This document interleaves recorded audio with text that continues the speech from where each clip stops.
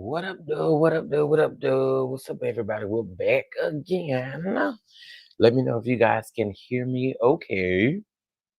Let me know if you guys can hear me good. We are back in the building. We are back. We are back. We are back. Okay, so, a few people hit me up and was like, Chef, do you have thoughts? Or are you going to be doing like a recap replay on the Funky DINEVA and Carlos King interview? And I thought, why not, child? Why not? So, honey, we're here. We're here. We are here. Um, we got a lot to talk about. Okay, Frank Dineva gave his truth to everything that he felt. So we're gonna get into it. We're gonna get into it. What's going on, Moose Knuckles? What it do? What it do? Hey Mia. Hey Terry. Are you watching it now? We're gonna listen to it. We definitely gonna listen to it. What's going on, Dee Dee? What's going on, Lori? What's going on? What's going on? Yeah, we're definitely about to listen to it. Because what I wanted to make sure that we do, we capture everything, give our commentary or whatever throughout us playing it. Okay, y'all know what Funky Dineva sound like. Y'all know what Carlos, y'all know what Carlos sound like. So we're gonna get into it. And this is for y'all. The DonDons was asking me, the DonDons was like, you gonna review that? I was like, yeah, let's talk about it. Let's talk about it. So hold on 1 second. I'm getting ready to pull it up. But again, greetings to everybody. If I did not get a chance to speak to you yet, greetings, greetings, greetings, and more greetings to you. Hope you are having a fantastic day. Okay. Listen, I went back and I listened to this interview. Remember, I told y'all earlier, and I'm gonna address that one too. He really did, Andre. He really did. He gave a lot of content. And honestly speaking, y'all, the interview was not bad at all. It was not bad at all. Um, I have my thoughts on Funky Dineva, you know what I'm saying? As a person, I don't always agree with him, but it was not a bad interview. So we can really listen to it. He put a lot of things into perspective. Even with the situation with him dealing with Sheree, I thought he kind of shed more light on that situation as well. So we're gonna get into it. We're gonna get into it. But please, guys, make sure you hit that like button as you guys come in. It is important. I've been live 3 times today. Also, I wanted to say this. So it appears that the video that I showed you guys earlier of Tasha was from last year. However, what they fooled around and did was posted and made it seem like it was fresh, right? Because I had to look and see what date that Escape and SWV was going to be in Chicago. They're due in Chicago on Sunday. So I got, but I still feel the same way I feel about Tasha. So I ain't removing the video. Not doing that. I'm just letting y'all know if you guys do go watch it, I did find that. And I also put it in the comments too and pin my comments so you guys will know. All right. What's going on, Lisa? What's going on, Capricorn chick? Q doesn't lie on himself, even when it makes him look terrible. So that gives me more credence to what he said. Absolutely. And honestly, Andre, I have to respect the way he put. We're gonna listen to it, but I have to respect the way that he talked about the TGIF stuff. I gotta respect the man. I gotta respect the man. So he could have came on here and laid them all out clean. Do you hear me? But he did not do that. And so we're gonna talk about it. All right, y'all. Well, let's get into it. Um,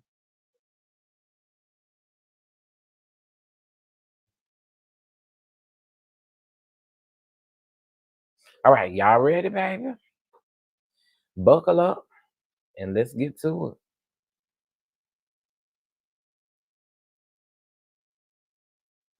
You thought so, but you weren't gonna say nothing. Once I got off of there and I heard it again, I'm like, oh, it is. Oh, but see, I didn't watch it like the original time, so I had no clue.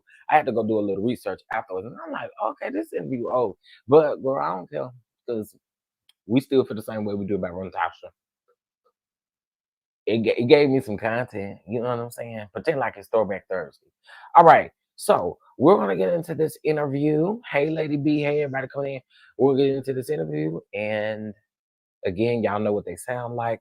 I am gonna speed it up a little bit because y'all know even Funky DINEVA can talk a little slow sometimes. Not like y'all know what I mean. His cadence can be slow.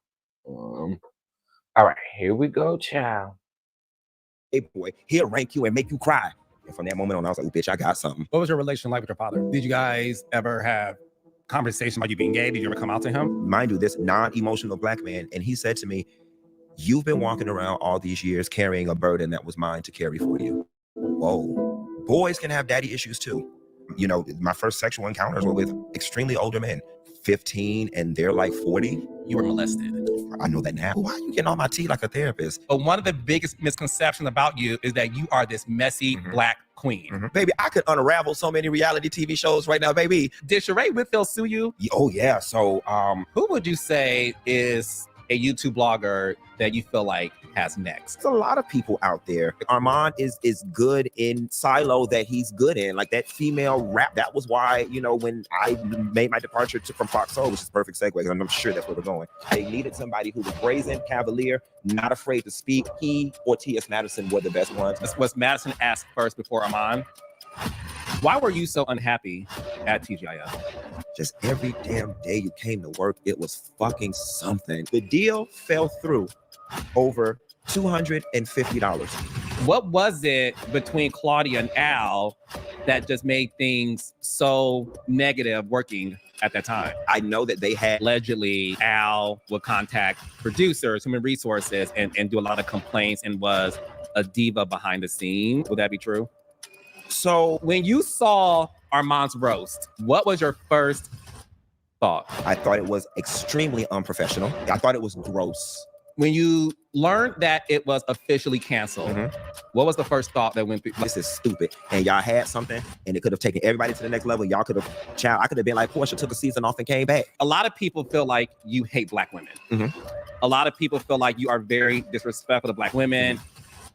So what's next for the doll? Syndicated Nighttime Talk. This is the first time I'm saying this publicly. I'll be back in Atlanta in September. I'm coming to kick ass and take names. That's some exclusive tea. All your faves are back for a new season of Teen Mom, The Next Chapter. I'm excited. All right, we getting into it all the way. I laid the numbers out a while back.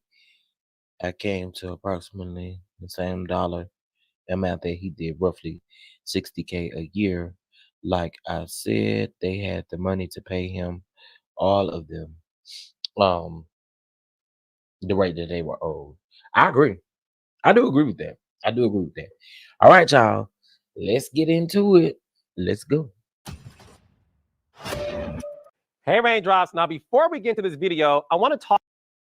Give it up for the king of YouTube, Funky DINEVA. You know, that means a lot coming from you. I got a question for you, Carlos. I'm not you. Wait, how you going to ask me questions? I'm your friend, and I'm this and all these accolades. You ain't never put me on one of your shows. Okay, you want to go there now? I want to go. Let's go there. I want to go there right now. I met Carlos over a decade ago at Vita with Derek J. Derek J was like, "Oh, this is Carlos." I met him, and yada yada yada. Carlos ain't never put me. and as much as I reviewed them shows and sent all them ratings over there, these hoes ain't never put me in any of these. I'm just joking. Okay, the thing is this. I have created and developed multiple shows for you that people don't know about. Because, you know, I move in silence. I have had pitch meetings with you. We did do that. Okay, and when it comes to you did appear on Love and Marriage Huntsville. I did. Thank you very much. Now, look, that's a show that I created and have some control. Now, the shows prior to that, I had no control. Funky. And, you know, you can't go to Chateau Sheree's residence and expect to get on Atlanta Housewives, girl. All in front of the people's house with dildos and stuff. Doing your beat reporting. Okay. In drag. Oh, my God. We have come such a long way. No, and I want to say this to you before we get started. You know I love you. You and I are really friends. Yes. And we know so much about each other. We do. And we have never spilled each other's tea. Or slept with each other. I normally sleep with all my friends. I do. You do? It's almost a criteria to be my friend. You have slept with all your friends? Just about. 9 times. What? You just slept with your friends. Now, Funky, please. Funky, please, please, please, please, please, please.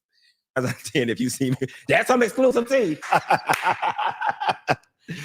Now I gotta see why I love you. Because listen, he keeps it real, and so do I. But no, I want people to know this side of you because the man who I know is really Quentin. Indeed. Okay. And I want to go back a little bit before we start about the amazing things you're doing now and have done in the past. A lot of people don't know much about you, which is by design. By design. So you are a Floridian. In Miami. Born and raised. Born and raised. Talk to me about like, who were you as a little gay Black boy growing up in Miami? Ooh, awkward, insecure. I was skinny, awkward, unattractive, insecure. Always knew that I wanted to be a star and always knew that I was smart as fuck. Now, one thing that I want to like impress upon parents that like pouring into your kids and like saying, oh, you are kind, you are smart, you are beautiful. Like that thing, that really does work because one thing that my parents did well was fortify the fact that I was smart. I was never the athletic kid. I was never the kid that people desired sexually. I was smart. I was the kid that my mom's friends would be over and like she'd wake me up out of bed and be like, get up, do your poem.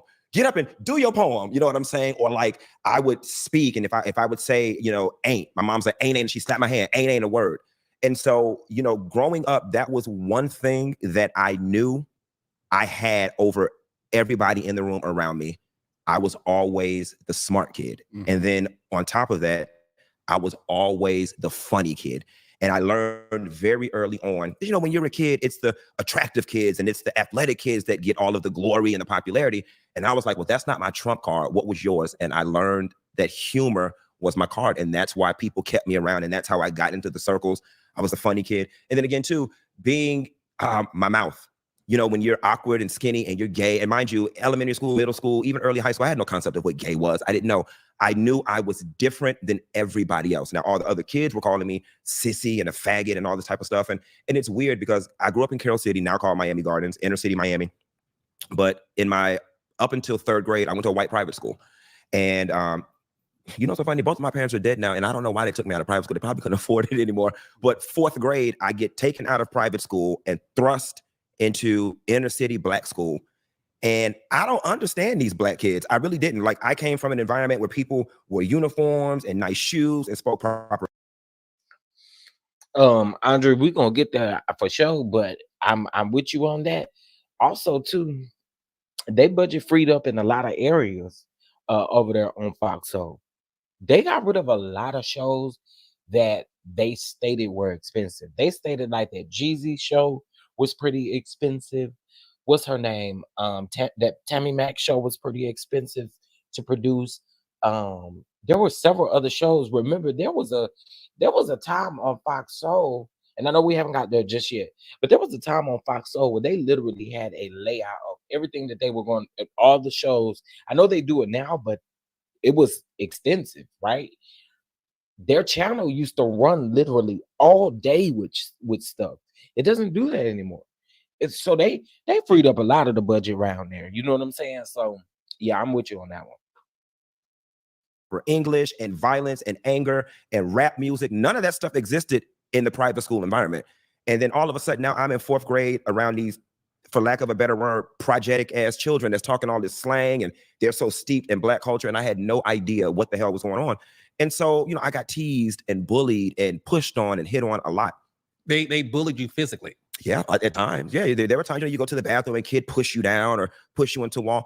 And I didn't come from a family of like rough and tumble cousins where we were in the yard fighting and stuff. That just was not, I was just not a tough and rumble kid. And I will never forget, and this is when I knew my mouth was a weapon. There was this kid in class that was just bothering me. And I just turned around and I just went off on him.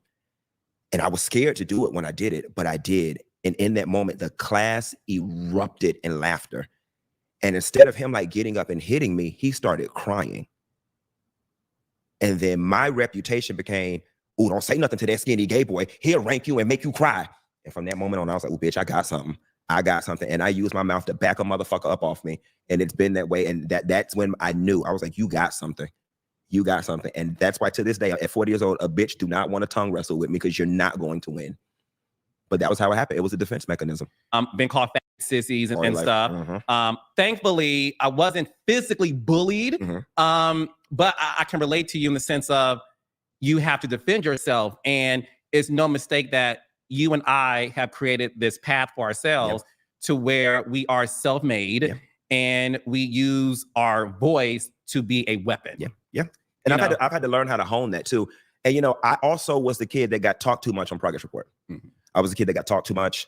I was the kid that, you know, at times, like, you know, my parents would, you know, be quiet, go sit down, be quiet, stop talking, be quiet, stop talking. And it's weird though, because like in elementary, when I went to the public school, I was on the morning announcements. Middle school, you know, I always was wrote poetry contests, oratorical contests. High school, again, you know, morning announcements, most of my years there. Now, y'all know exactly why I'm showing the thumbnail versus the actual video. Listen, if y'all want to go around there and watch the video, you're more than welcome to. I just, you know, this is Carlos's content, so I'm trying to be extremely careful with how I'm using it. Okay, so the majority of it is going to be the audio, and then every now and then I'll let y'all see the visuals. All right. Drama. And it's just so funny how the thing that people told me was, you know, defective in me is the thing that brought me over, which is my mouth. And so my cautionary tale to parents out there is don't tell your kids they talk too much. Like, figure out a way to hone that talent. Granted, my parents were doing the best they could with what they had, but in a perfect world, they would have honed that talent, put me in drama classes or stage or theater or something. But it's just so weird how, you know, I was always told I talk too much. And now I talk for a living, a very good living, as you know, as we know. But yeah. So let's talk about your household though. So you grew up in a 2-parent household. No, my parents divorced when I was a baby. I don't have any recollection whatsoever of my parents being together. If I'm not mistaken, I think my parents divorced when I was a few months old. So the only memories that I do have, or the only familial configuration that I do have, is me and my mom, and then my dad, my stepmom, and the family that I had at that house. But my father was very much present. It's one of those things. I went to my dad's house on the weekends and on holidays. And then when I was about 14 years old, I think in the 10th grade, I moved in with my dad permanently until I went off to college. What was your relation like with your father? So my father was a provider beyond measure. My father probably was the best provider that any family could ever want. He prided himself in that because my father grew up dirt poor in rural Mississippi. His father, you know, wasn't present or whatever. So, you know, he, you know, I think operated in survival mode. As it relates to being bonded with one another, that didn't exist. You know, having an emotional connection, that didn't exist. You know, my father couldn't tell you my favorite things to eat, my friends, my favorite colors, what I like to do. It just, like many Black men from the South, it just come from nothing. You know, affection and being loving, it just was a luxury that they were not afforded coming up. And I guess they did not know how to do it. You know what I'm saying? And so yeah, he was there, he was present, he, you know, provided. But as far as him and I like being connected, and me being like, you know, Dad, this is what's going on, or us talking, or him like picking me up from school and taking me to McDonald's to get a Happy Meal, those things didn't happen.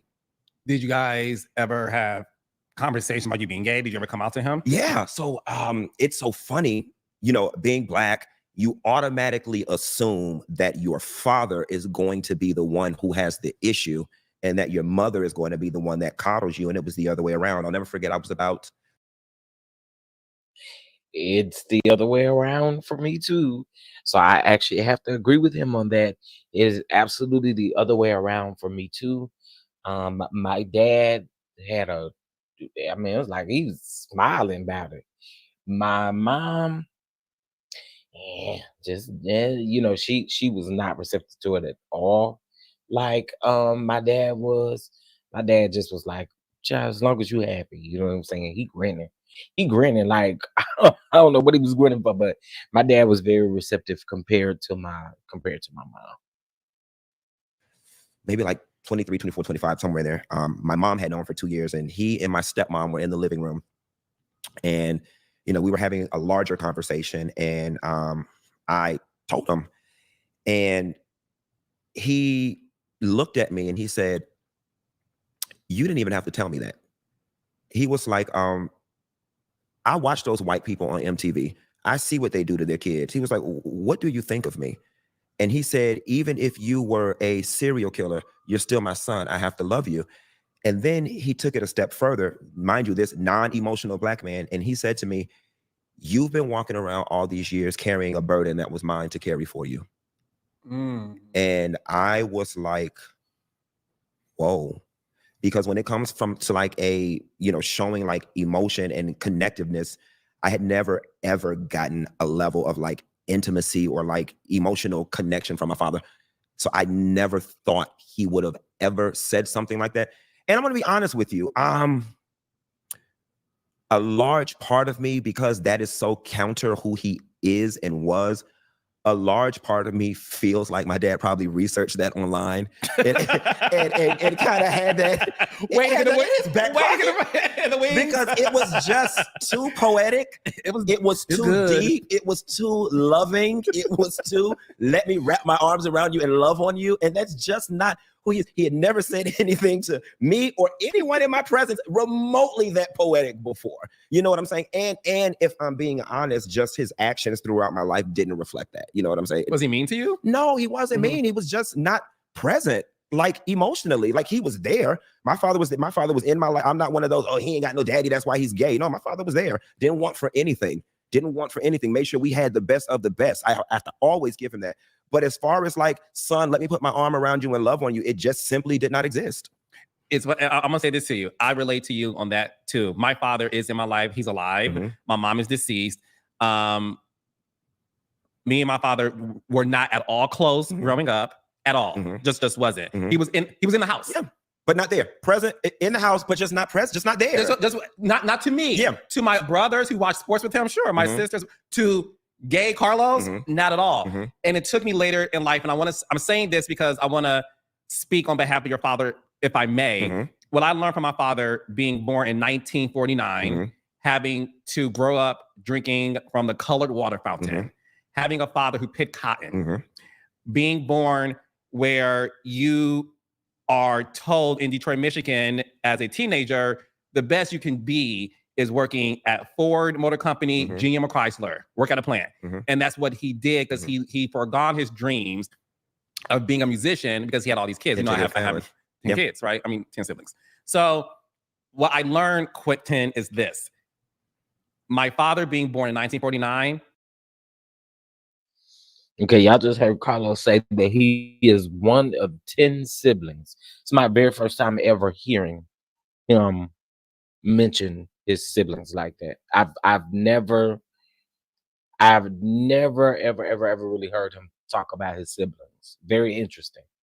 He states that his father is still alive, but his mother has passed on. And I mean, he did say that on one of the reunions. And he's also mentioned that he's come from a large family, but I don't think he's ever given a number. So interestingly enough, that's where we found that out at. All right, let's get you. That's all he knew was to be a provider. And he wasn't raised as a Black man in the 50s or the 60s to have emotion, because God forbid you showed emotion, you would get beat by the man. Not only physically, emotionally as well. And it took me to talk to my father. I was 35, I think. And we had a conversation, and he said to me, and I'm glad we had a conversation, but he said to me, I had no idea you felt this way, and I had no idea I was doing that, and I'm sorry. And now we're like the best of friends. We talk every day. He's spoiled. He wants everything, child. I bought him a new car, and and we're good. So I want to say that on behalf of your father, but it took me to put myself in my father's shoes, definitely, and to be like, who would I be if I was born in 1949? Well, Carlos says that he is very close to his father now. They talk every day, and he bought his daddy a Kia Forte. And once I put myself in that position, I forgave him for all the times he was emotionalist to me. Yeah, I mean that definitely through growth, maturity, and therapy is one of those things that I realized. You know, Billy Porter said it best, and he said, sometimes our family just do not have the tools to love us the way we need to be loved. You know what I'm saying? And it's weird because, you know, oftentimes when we talk, Wait a minute, really, really, I kind of was wondering. My adopted mom was born in 1950. And she ain't never talked to me about no picking no cotton either.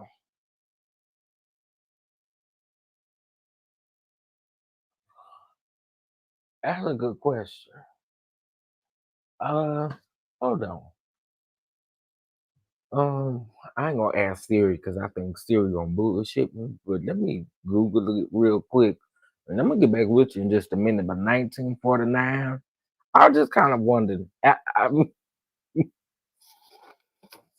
up north. I mean, I don't know. It's not just you. It's definitely not just you. It's not just you. I heard that and my antennas went like boom.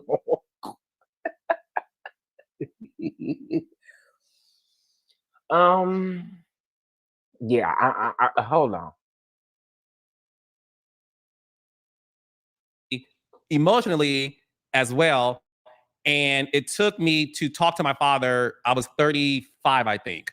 And we had a conversation, and he said to me, and I'm glad we had the conversation, but he said to me, I had no idea you felt this way, and I had no idea I was doing that, and I'm sorry. And now we're like the best of friends. We talk every day. He's spoiled. He wants everything, child. I bought him a new car, and and we're good. So I want to say it on behalf of your father. But it took me to put myself in my father's shoes, and to be like, who would I be if I was born in 1949? And once I put myself in that position, I forgave him for all the times he was emotionalist to me. Yeah, I mean that definitely through growth, maturity, and therapy is one of those things that I realized. You know, Billy Porter said it best, and he said, sometimes our family just do not have the tools to love us the way we need to be loved. You know what I'm saying? And it's weird because, you know, oftentimes when we talk about people having daddy issues, you know, we oftentimes my mom is deceased. Me and my father were not at all close growing up at all. Just wasn't. He was in the house. Yeah. But not there. Present in the house, but just not present, just not there. Just not to me. Yeah. To my brothers who watch sports with him, sure. My sisters, to gay Carlos, not at all. And it took me later in life, and I'm saying this because I want to speak on behalf of your father, if I may. Well, I learned from my father being born in 1949, having to grow up drinking from the colored water fountain, having a father who picked cotton, being born where you... Okay, so he was talking about his granddaddy, y'all. He was talking about his granddaddy. He wasn't talking about his daddy. Because I was trying to figure that out. Like, Carlos, you... Now I know why them people get sold a house on top of a hill. Because, baby, Carlos can tell a story, can't it? I thought he was talking about his daddy, his deity, but he was talking about his granddaddy, okay? He's talking about his granddaddy, y'all.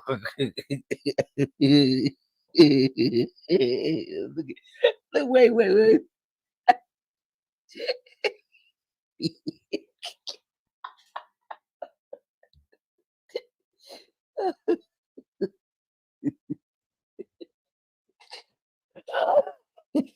I needed to laugh. Okay, he's talking about his granddaddy, yeah. Hey, Mrs. Luca. What's going on, boo? Okay, yeah, it was a bit of a reach, so I had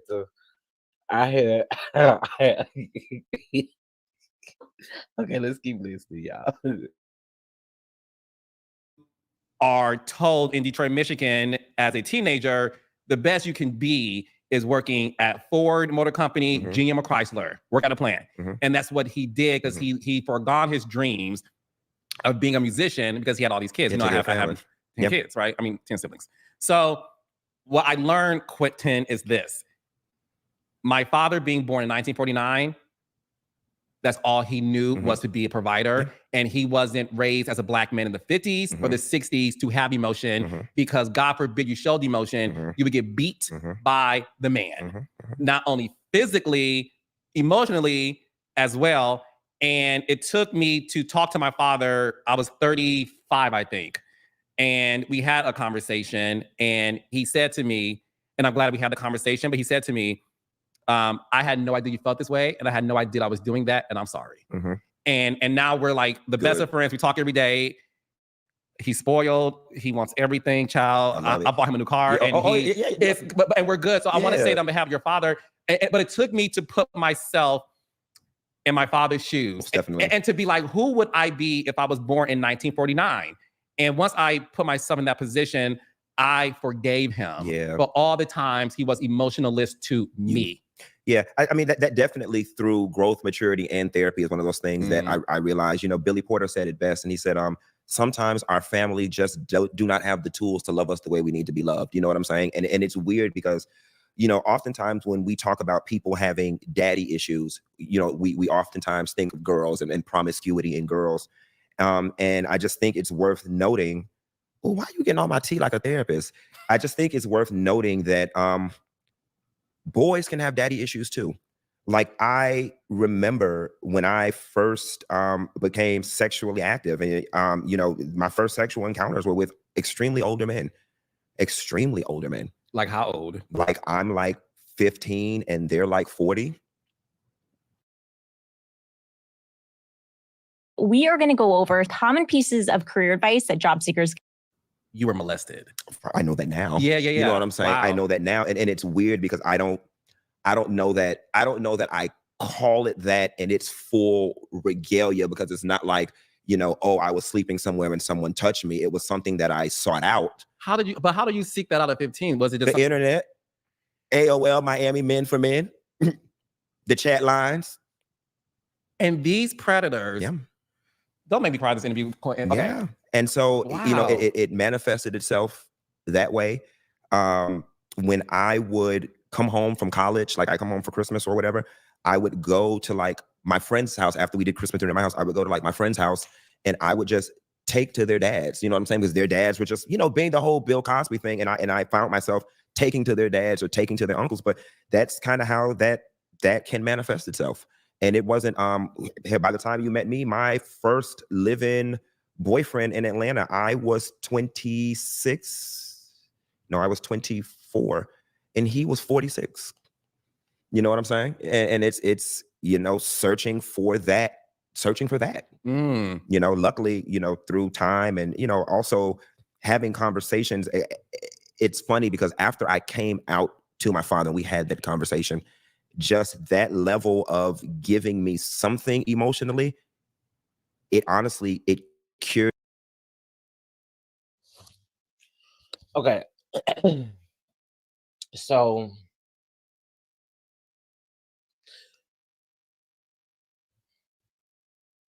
I think a lot of people think every gay story is about you being touched or you being violated.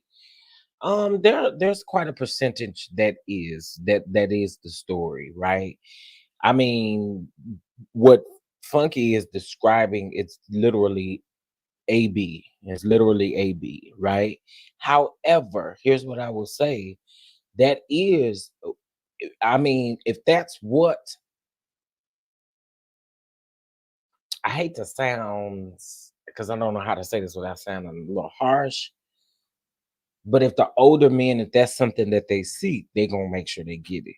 Does that make sense? I'm kind of addressing your question a bit, Cindy. It's true. It is absolutely true.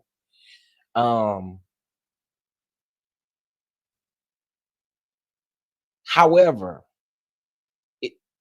really, I see what you're saying, but it has something to do with the effects of your life, right? It's not necessarily saying, oh well, you know, he made the decision once he got older to just be gay. You see what I'm saying? So like, it has an effect on your lifestyle. Let's just put it that way. It has an effect, just like any other type of trauma that you may have dealt with when you were younger and you were dealing with some stuff. that trauma carries on with you. You can tell that he's kind of probably leaving the fact out, but you can read in between the lines. Just kind of read in between the lines. That in 30 seconds, literally the moment I got up out of that living room from that conversation when I came out, my attraction to older men, it dissipated instantly. It's weird. So what was your relationship like with your mom? Because you said that your father accepted your sexuality, which is rare for the father, especially a Black father, because it's no dream of most Black fathers having a gay son, especially back in our day. Your mother had a problem with it? Oh yeah, my mom had a problem. So first and foremost, you know, my mom, much like yours, is deceased. The biggest blow to me when my mom died was the fact that I lost my biggest cheerleader. Let me tell you something. My mother was the type, if I said, Mommy, I want to be an astronaut, baby, she was at Barnes & Noble buying astronaut books, bringing them home. If I said, Mommy, if I changed my mind the next day and said, Mommy, I want to be a figure skater, baby, she was looking in the yellow pages, looking for figure skating classes. Like, I was her baby. I could do anything. I was the smartest kid on the planet. My kid is better than yours. And your child do that. I could do it too. Let me sign him up. Like, she was my biggest cheerleader. And I love her and I miss her so much for that. As it relates to the homosexuality thing, just like much, you know, Black communities, you know, inner city, growing up impoverished, you know, the church, all of that stuff. I grew up in a household where, you know, my mom and family would drive down the street, and if they saw somebody on the bus, they'd be like, look at them fat on the bus stop. Look at them goddamn sissies. You know what I'm saying? I grew up hearing that. And so it's weird though, because I'll never forget, I had graduated college. I'd moved back home, and my mom didn't have much money. Her car wasn't working, and she needed a ride to Walmart. And so I take my mom to Walmart one day, and I drop her off, and she says, you know, I got something I want to talk to you about or whatever, but I see you in a rush. I'll just talk to you about it later. And how old were you? So I graduated college at 21, so I was about 23 at this time. Okay. And I said, okay, no worries. And my mom was a big talker, so I'm like, whatever. I didn't think anything of it. So I pick her up like the next weekend, take her shopping, take her groceries house. And she's like, yeah, you know, I got something I want to talk to you about, but I see you got some things to do, so I'll just talk to you later. So at that time, I kind of suspected what she wanted. And I had always told myself that if ever they asked, I would not lie. You know, I wasn't comfortable divulging, but I always said if they ever asked. So this third time, I pick her up, take her groceries in the house. She follows me outside, and she says, yeah, you know, I got something I want to ask you or whatever. Well, first of all, hey, how you doing? And so whenever my mom said, how you doing? Because that's just not the way she talked. It's about to be some shit. And she said, well, I have an aunt, one of my grandmother's sisters. For the sake of this interview, I'm just going to say her name was Bridget. She was like, you know, well, you know, Bridget going around saying, you know, Bridget. I said, you want to know if I'm gay? Yes. I just blurted it out. I just blurted it out. And so she looks, and like you can see the air just get let out of her, right? And then she goes, did somebody touch you? And, you know, in the sense of how she was asking, no. You know what I'm saying? No. I was like, no. And then she said, she teared up a little bit, and she said, I never wanted this for you. And I told myself, if you was gay, I'd or whatever. And then she, you know, she's crying and she's talking, and she's just going on and on and on. Well, you sure nobody touched you? What happened? Did I do something wrong? And I looked at her and I said, Ma, if I haven't figured this thing out in 23 years, I don't expect you to figure it out in 23 seconds. You know what I'm saying? And so that was that. I get in the car, I leave. And for about 2 years solid, my mom was extremely angry. And I'll never forget, my mom had a raggedy ass car that you had to put water in it like every 10 minutes. And so one day I'm in my apartment and there's a knock at my door. And I go to the door and it's my mom. I live on the second floor, and all I see is all this smoke coming out of her car, and she's holding a water bottle. And I open the door and this woman goes, look at you. I could see it all on your skin. I could see it in your skin. God's not pleased. I slammed that door in that bitch face. Oh, no, ma'am. Oh, no, ma'am. You and that raggedy ass car, I know you did not just show up to my house with this bullshit. I slammed that door in her face so damn hard, and she had to sit her ass outside my apartment for like an hour and a half in the Miami sun, because my mom's cars never had air conditioning. She had to sit out there sweating and all until her car calmed down or did whatever the hell they needed to do, until she drove on and went about her damn business. You know what I'm saying? And then, you know, what ends up happening, it's just so funny how, you know, the black families don't want you to be gay, but they'll take your gay money.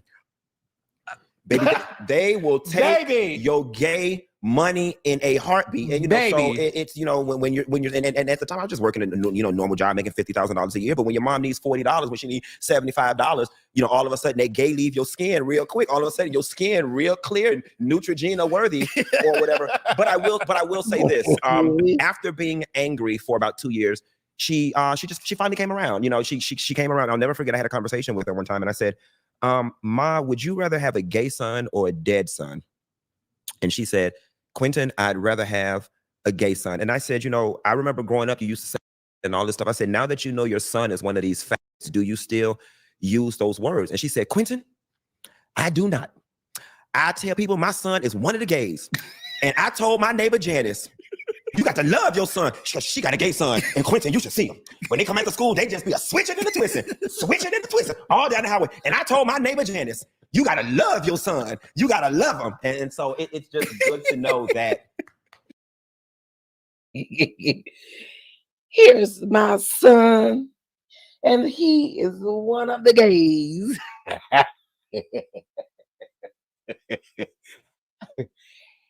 Meet my son Quentin. He is one of the gays.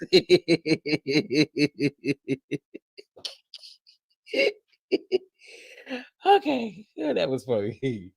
If y'all don't know, y'all need to go look at Dirty Laundry, honey. That's a line from Dirty Laundry. She came around in her own way. And even, you know, going back to like you understanding your father, I'm not mad with her. I get it. Like every black family from the goddamn South and in the church was raised that way. It's just, you know, I guess she would have probably been close to 50 or 50 something at that time. I was asking this woman to undo 50 something years of being taught one thing. You know what I'm saying? Yeah, and it goes back to the fact that, look, in the Black community, way more back than it is now, it wasn't even a consideration that one of your kids could be gay. It just wasn't a thought, because I had gay uncles. Hate Uncle Pete and Uncle Pete. Oh, I was gonna know. Okay, you know,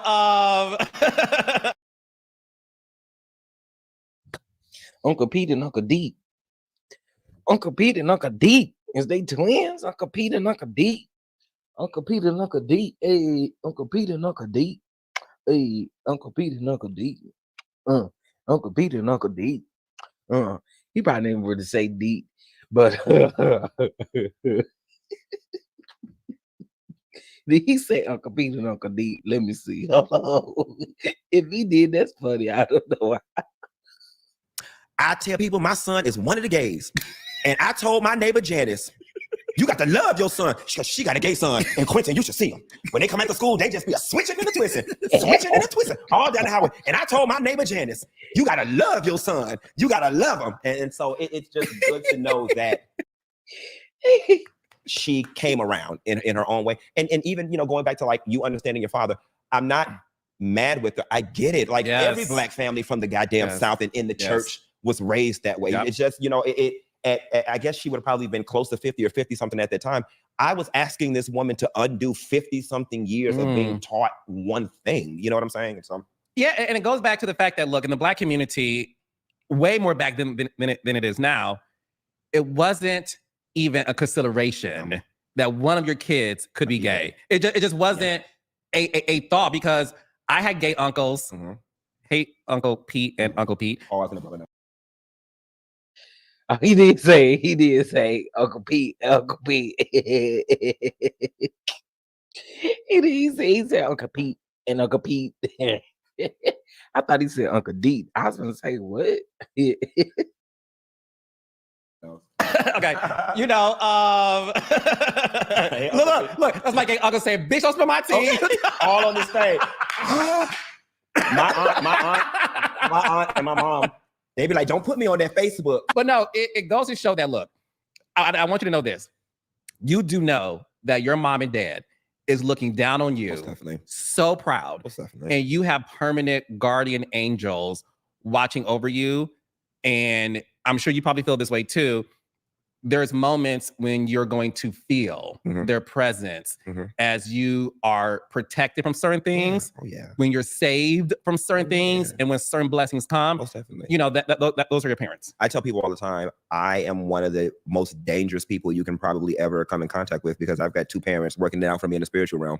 And that's honestly how I look at it. I mean, and then when you factor in grandparents as well, but I'm literally like, I've got two parents working it out for me in the spiritual realms. Yeah, I totally agree. You went to college. You are college degreed. I've always said this to you, and I say this to people, you are very smart. And people sometimes miss it because of your colorful commentary. And the persona. And it's so easy to say, and you get the same comments too, with messy sissies. Oh, yeah, no. You know what I'm saying? Like, that's just, you see a gay man, you see an ounce of femininity, you see an ounce of flamboyance, and it's just, you're a messy sissy. Oh, no, and it's one of the biggest misconceptions about both of us. You know what I'm saying? Because in my day-to-day life, I'm actually so far from it. But go ahead. No. Listen, I relate to you in that sense too, because I create shows that have a lot of mess in it, for lack of a better word. I'm considered messy more so than my white gay counterparts. We get it because we're Black, feminine, gay, whimsical. And I want to ask you that too, because Carlos, stop. Andy get it too, because I know that's who you're referring to. Andy gets it too. Andy get it too. We feel the same way about Andy messy self. We also feel that Andy is very biased. Andy gets it too. What are you talking about, sir? But your shows is a bit more messier. Ain't a bit more, a whole lot more messier. Let's just call a spade, sir. I mean, hello, we do have Sonny on the show. I'm just saying, bro. I'm just saying. Because do you feel like when it comes to you, the biggest misconception, and there's a lot about you, but one of the biggest misconceptions about you is that you are this messy Black queen. Yeah. And it honestly and truthfully is the furthest thing from the truth. And listen, I don't even, it's not even something that I try to fight anymore, because I definitely understand it. First of all, I'm a gossip blogger. I'm a YouTuber, I'm gay. And with the very limited images of Black gay men in television and in media, it's the perfect recipe for people to adopt that mindset or that thought about me. But honestly and truthfully, in my real life, like I'm a very simple creature. I like to eat good. I like to shop. And I like to go to the bar and drink. And my life is very peaceful. I've got a small group of friends, and their mess is just the furthest thing. And people around me know that. Don't bring that crap to me.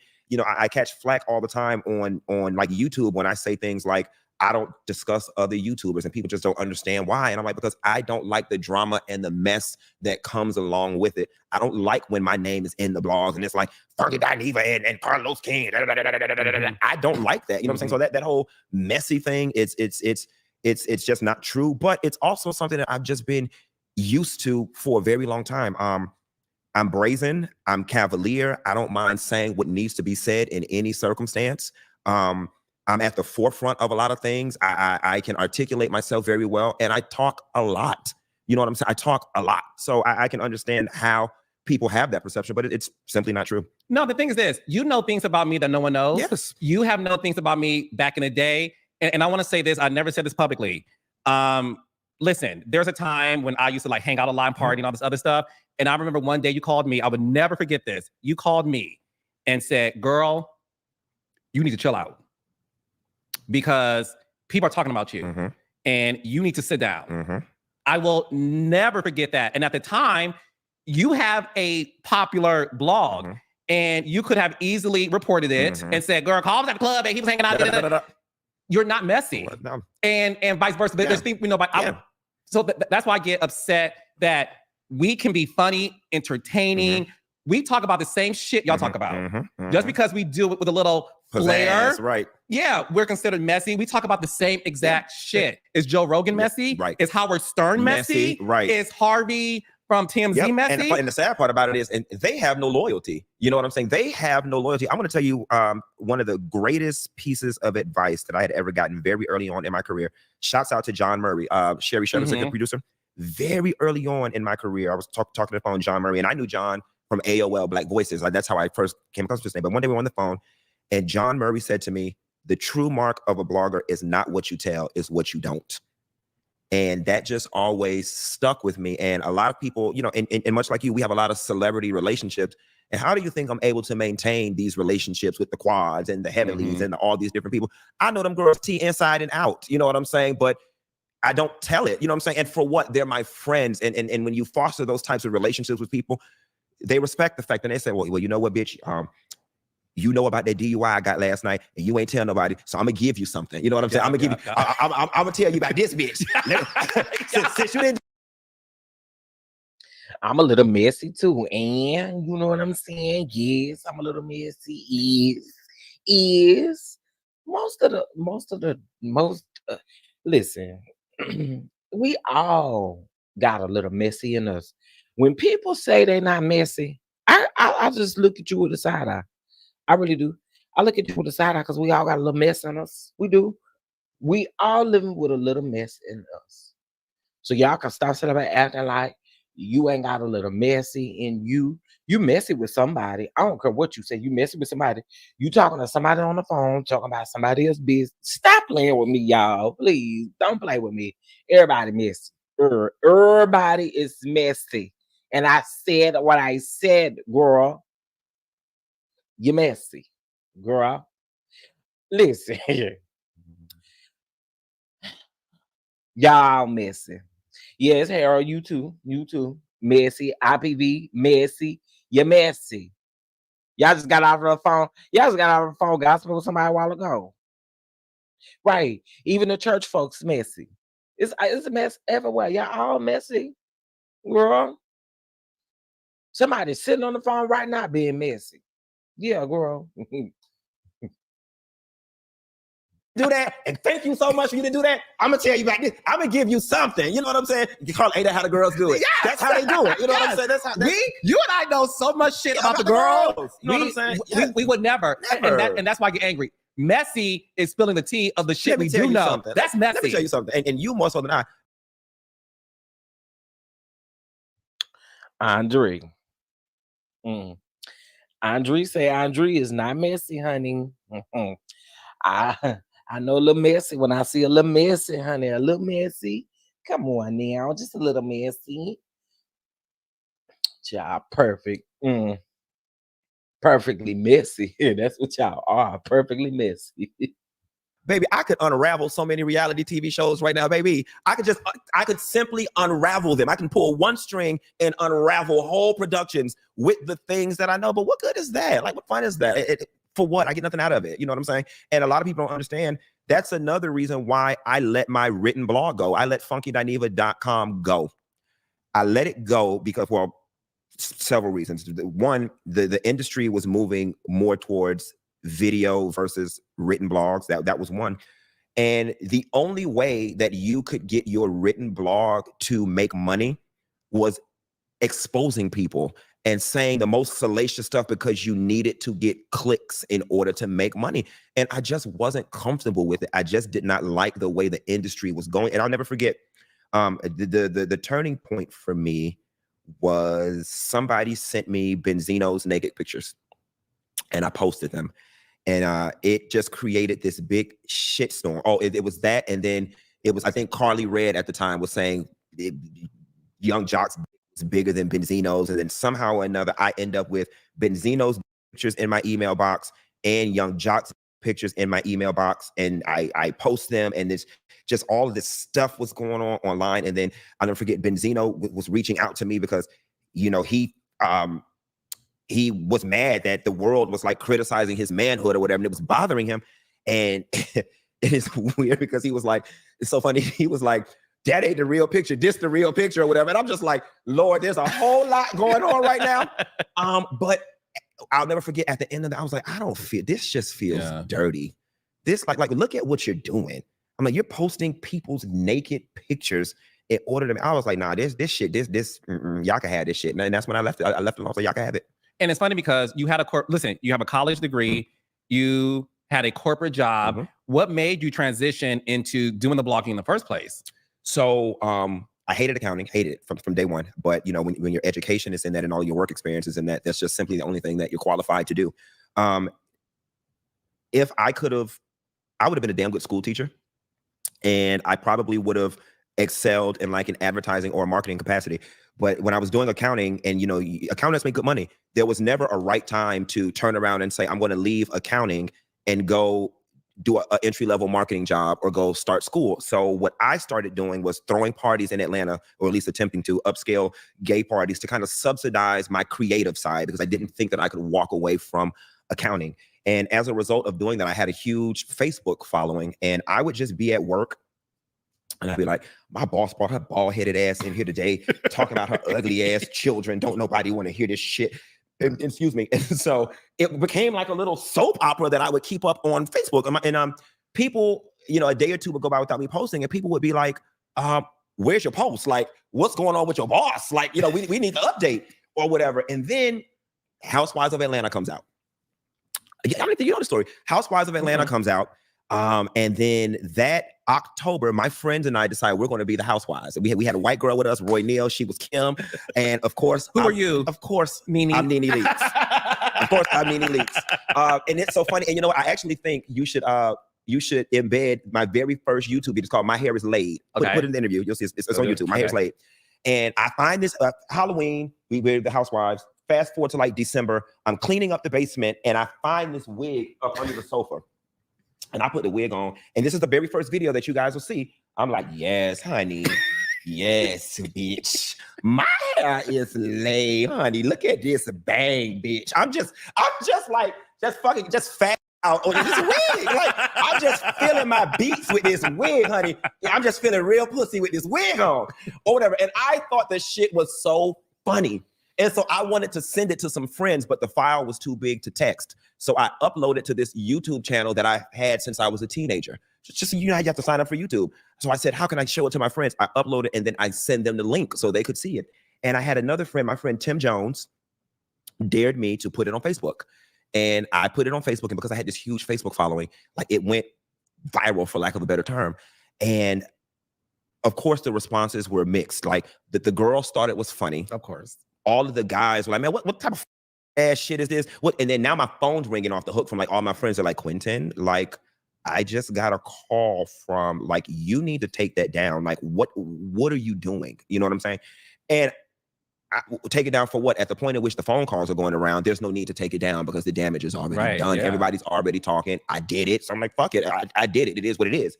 And so, fuck it. I was having fun. And so like a week later, I put the wig on again, and I'm just going off about like social issues and my bills and my job.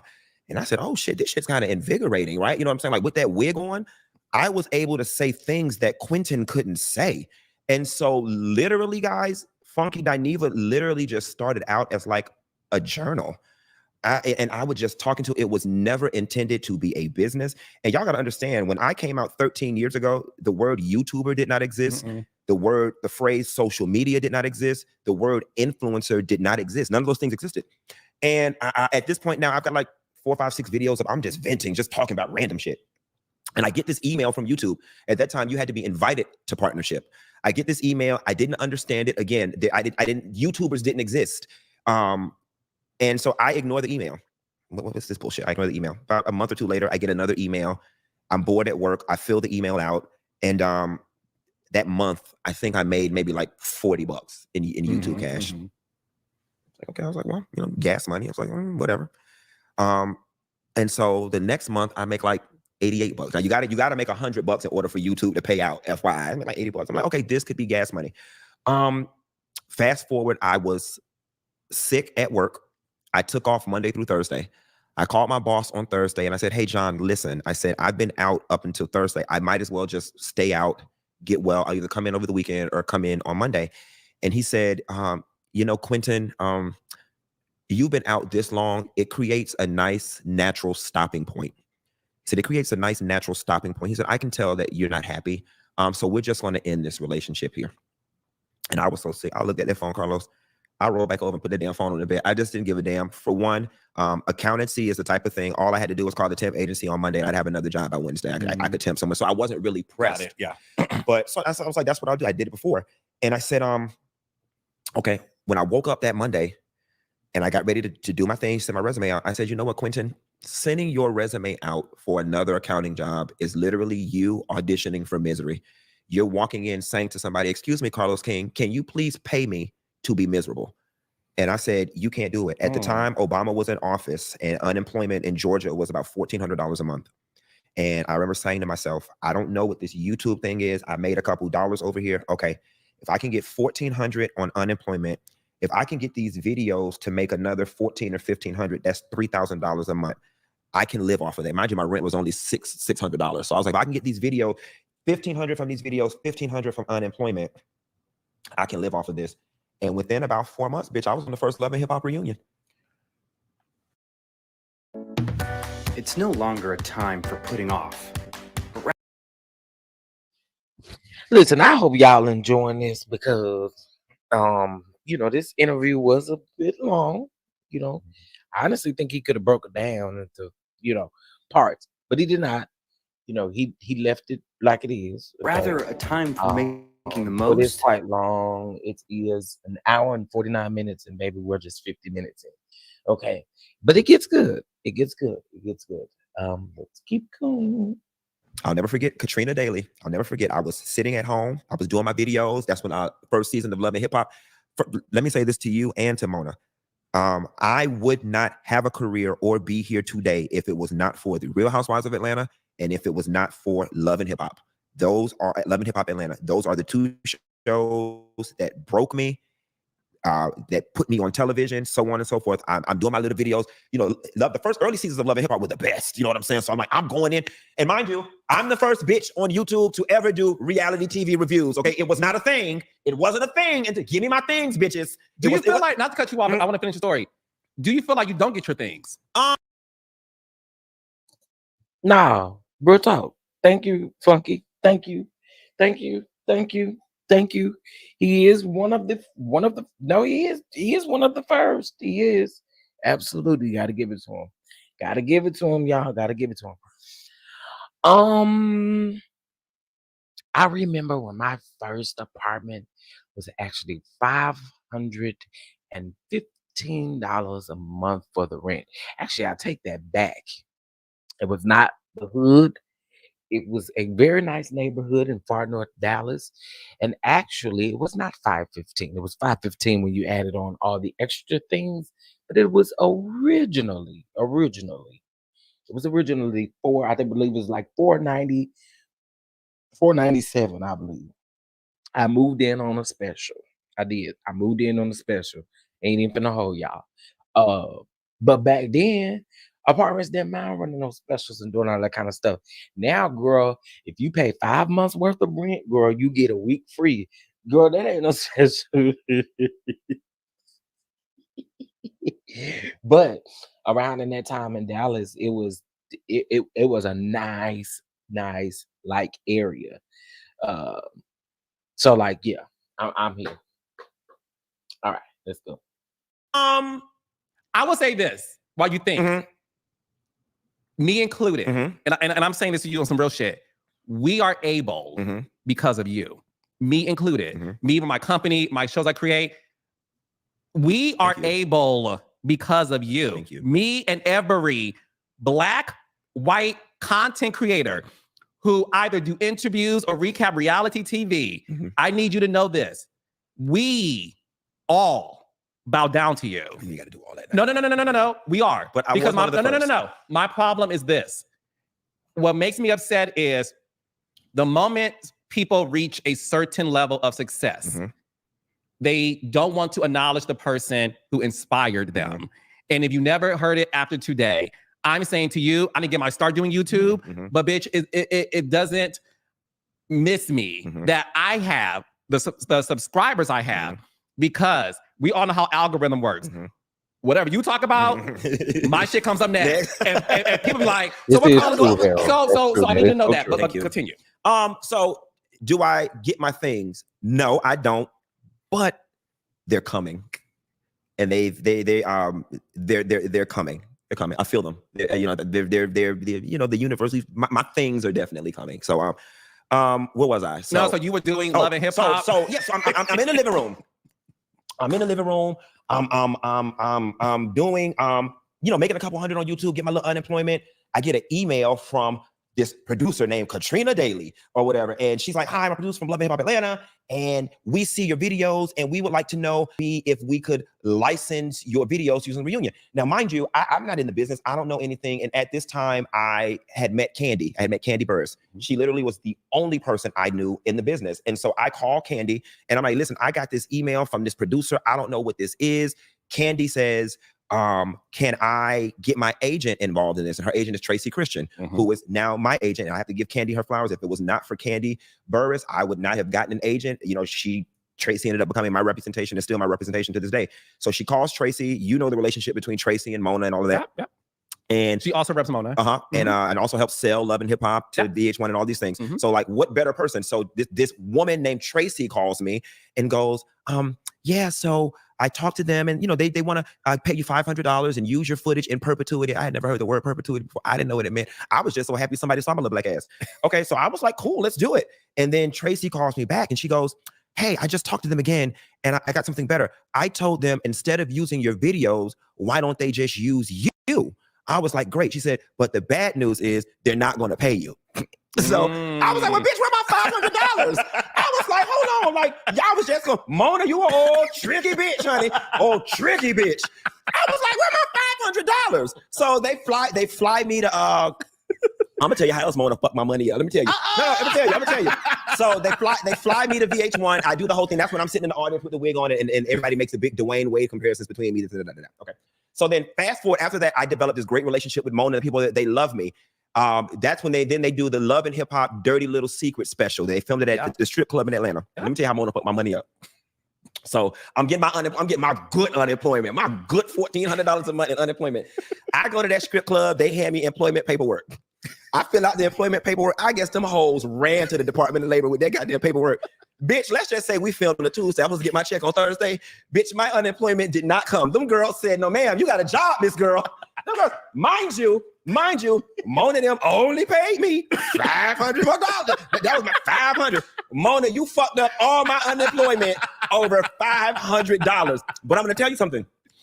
In that moment, that was a turning point because all I had to do was really just go back down to the unemployment office and explain to them this was a one-time gig and they would have started my unemployment up again. But I remember saying to myself, as long as you're getting this unemployment, you're going to use it as a crutch. And so after Mona fucked up my unemployment, I never went back down there and reinstated it. I said, you're going to grind this out. And I grinded it out. And then I just, I made $3,000, made $4,000, made $5,000. Now a bitch makes $50,000. But that's you make $50,000 a month minimally on YouTube. Currently, on average. On average. Yeah. Floats between if I actually like do work, 50. If I do nothing, if I just bare minimum, just wake up, brush my teeth, and just jump on the camera, about 35, 38. Ever wondered why you should get an LLC with a third party when you can do it all by yourself? Yeah, of course. Those companies. So that's why I don't care about the things and accolades because I'm comfortable. You know what I'm saying? And it's like, and I've learned this from being in Atlanta around the TV girls. And this is another thing. I'm glad you're here. I used to always, be very honest with you. I had a chip on my shoulder with you and Mona many, many years ago because I'm like, damn, why them bitches won't put me on a show? Like, damn, I be doing their stuff and they call me and they claim they like all of this. Like, why they won't put me on a show? And I'll never forget, Mona called me one time and she said, Quentin, DINEVA, what are you working on? And I said, what? She's like, so what do you want to do in this business? And I said, well, Mona, I ultimately want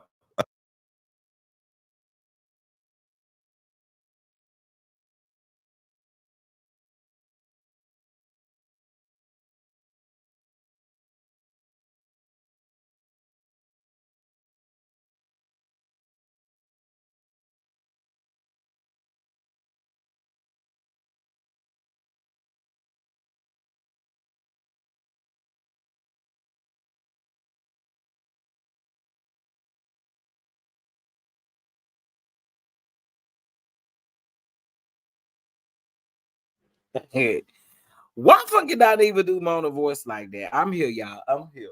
Sorry, my I had to transfer it. Why you do Mona voice like that?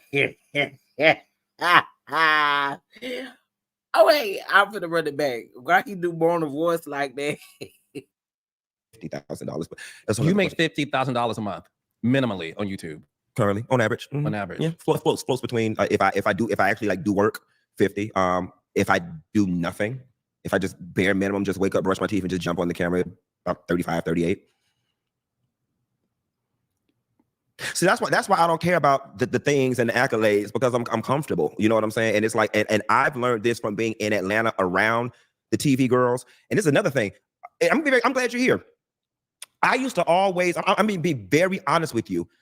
I had a chip on my shoulder with you and Mona many, many years ago, because I'm like, damn, why them bitches won't put me on a show? Like, damn, I be doing their stuff and they call me and they claim they like all of this. Like, why they won't put me on a show? And I never. Okay, can y'all hear me and fucking DINEVA? I mean, in the interview? Let me know. Can y'all hear both of us? Let me know if I keep playing. I just want to make sure.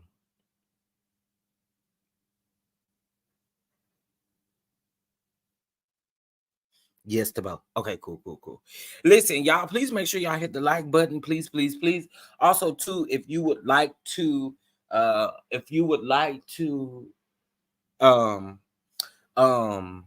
what's I figure say, Jesus? I don't remember. Let's keep going. Also, what I do find funny about this is, girl, if I get to the point, so all I gotta do is, that's what I was going to say. If I just got to the point where I just had to roll over and make 38K out of the bed, baby, write the check, YouTube.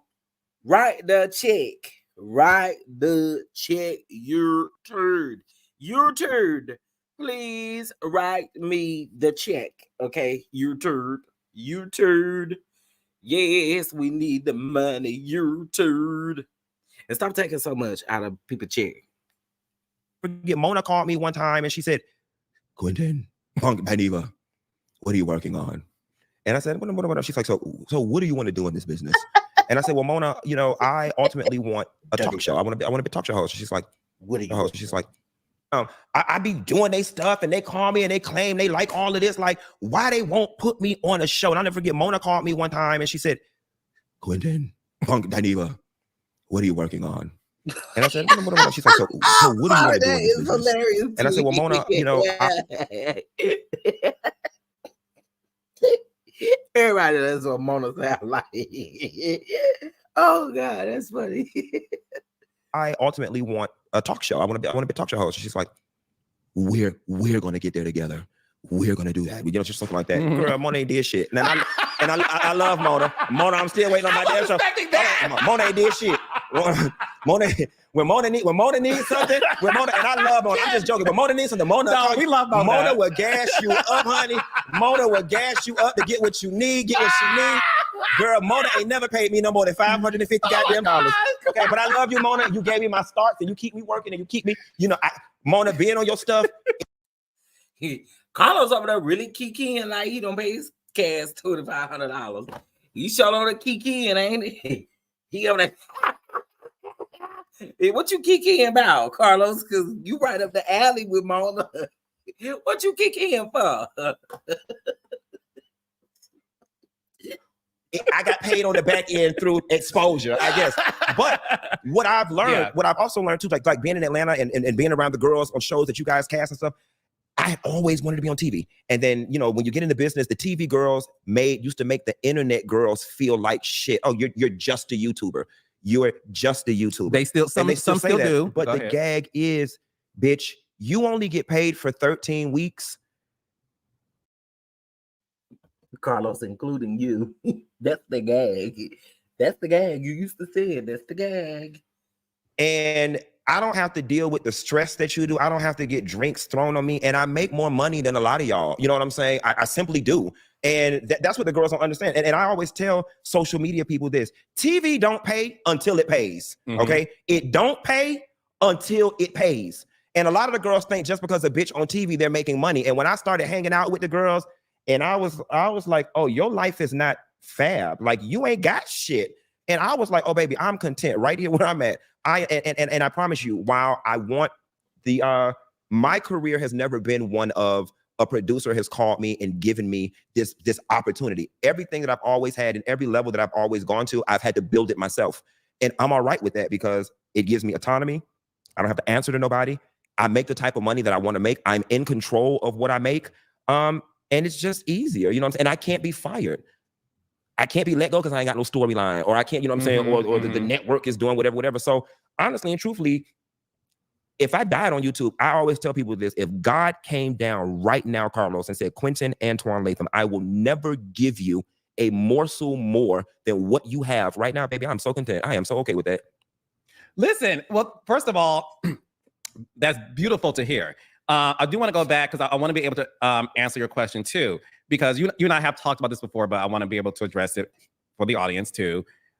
You have called me once and said, well, bitch, you keep all these other bitches in these shows, bitch. Don't forget about your sister. And one thing I always said to you, and I'll say it publicly. Come on, let's do this. Love after lockup is back. Feels like a dream come true. These couples are about to find out. I said two things to you. I said, one, these shows I'm doing now, you don't fit in the grand scheme of things. You don't fit in the construct of the show. And I would say number two, Quentin, I don't see you on reality TV. You said you were not reality TV. I don't see that. And what's funny is not a lot. There's a couple of people in my life who'll be like, bitch, put me on. I'm like, put you on what? Reality. I said, that's not your testimony. And what you're getting caught up is Carlos, I'm sorry.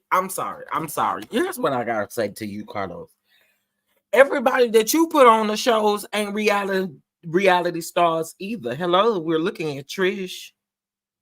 Hello, we're looking at these people every week, not really giving us anything. You know what I'm saying? So, I mean, if you're gonna say fucking DINEVA is not good for TV, there's a whole lot of people that you have on your cast and on your shows that aren't good for reality TV. So why would you tell him that he ain't good for reality TV? Actually, I really think fucking DINEVA would find his way in reality TV in a sense that he would be needed. I'm not finna hold y'all. I would love to see fucking DINEVA on an ensemble cast show. I sure would. I would. He lay them girls out. That's why Carlos saying that. He would lay them girls out every time. So, but I would be here for it. It would be very entertaining. I mean, we gotta give it to him. Like Funky DINEVA or not, you gotta give him the man his in the area where he good at. You gotta give him his flowers. I think he would have. Listen, I think it would have been good on TV. But I'm just saying, you got some people who shouldn't be on them shows, but neither here nor there, I guess. Being on TV and thinking being on TV translates into your value and monetary value. And I never saw that for you, which is why I was like, no, I want to create a show. I was trying to create a show with Quentin. We pitched a BET, MTV, all these places. Him in a Scooby-Doo van, baby, investigating the girls on the internet who be lying about, stuff, or my man cheat on me, check the DMs. I thought it was a great show idea. And I saw Quentin being Scooby-Doo in the driver's seat, investigative, and all this other stuff, because I always saw your platform parlaying into TV. And that's why when you started to do the Love and Hip Hop stuff and even the Housewife stuff, my favorite thing you've ever done, is when you went to Chateau Cheray and you wore a wig and you were like, for the girls who live in Atlanta know this, you were like Karen Greer. Who's an Atlanta anchor. And you had your microphone and you reporting live from Chateau Cheray. And I said, this man is a genius, because for me as a producer at the time, I'm like, this does nothing but help the show. But a lot of people didn't think that way. Did Cheray Whitfield sue you? Oh yeah. So it's funny because so 2 points. Let me hold that thought. When we pitched that show, and something that I realized, and we'll talk about this, I think at that time too, the black man with the beard, with the wig, was just too much. And it's funny because I realized in order to go to the next level and to secure more roles in television, I had to come up out that wig. And we'll get to that. Okay. But Cheray, yeah, girl, yes. I think Cheray is probably the first person that sued me. I've been sued a lot, or attempted to be sued. But believe it or not, that lawsuit with Cheray actually had very little to do with me and more to do with another blogger, a white lady blogger named Tamara Tattles, who at the time, me and Michelle Brown were friends. Girl, that Tamara Tattles lady passed away. Did y'all know that? Did y'all know that? Okay, so y'all knew a lot. If y'all been following Funky DINEVA for a while, if you've been following Michelle ATL and Brown for a while, if you've been following these OGs for a while, you know who Tamara Tattles is, right? She used to always break the tea on a lot of stuff that went on with Housewives, because she would get first inside, scoop about it. But she actually passed away. I want to say it's been about maybe a year or 2 years now, but she did unfortunately pass away. And we went out there and we did our thing, and it was on the internet, and the video had went around, and things were fine. It was there. I'm sure she probably was embarrassed. There was a white blogger named Tamara Tattles who I guess attempted to one-up me and Michelle, and she actually went into the house. At the time, it was just still like, they were building it, so it was still a wood structure, and the workers were out there doing it. It was a construction site. And she went on the property, in the house. Now, wait a minute.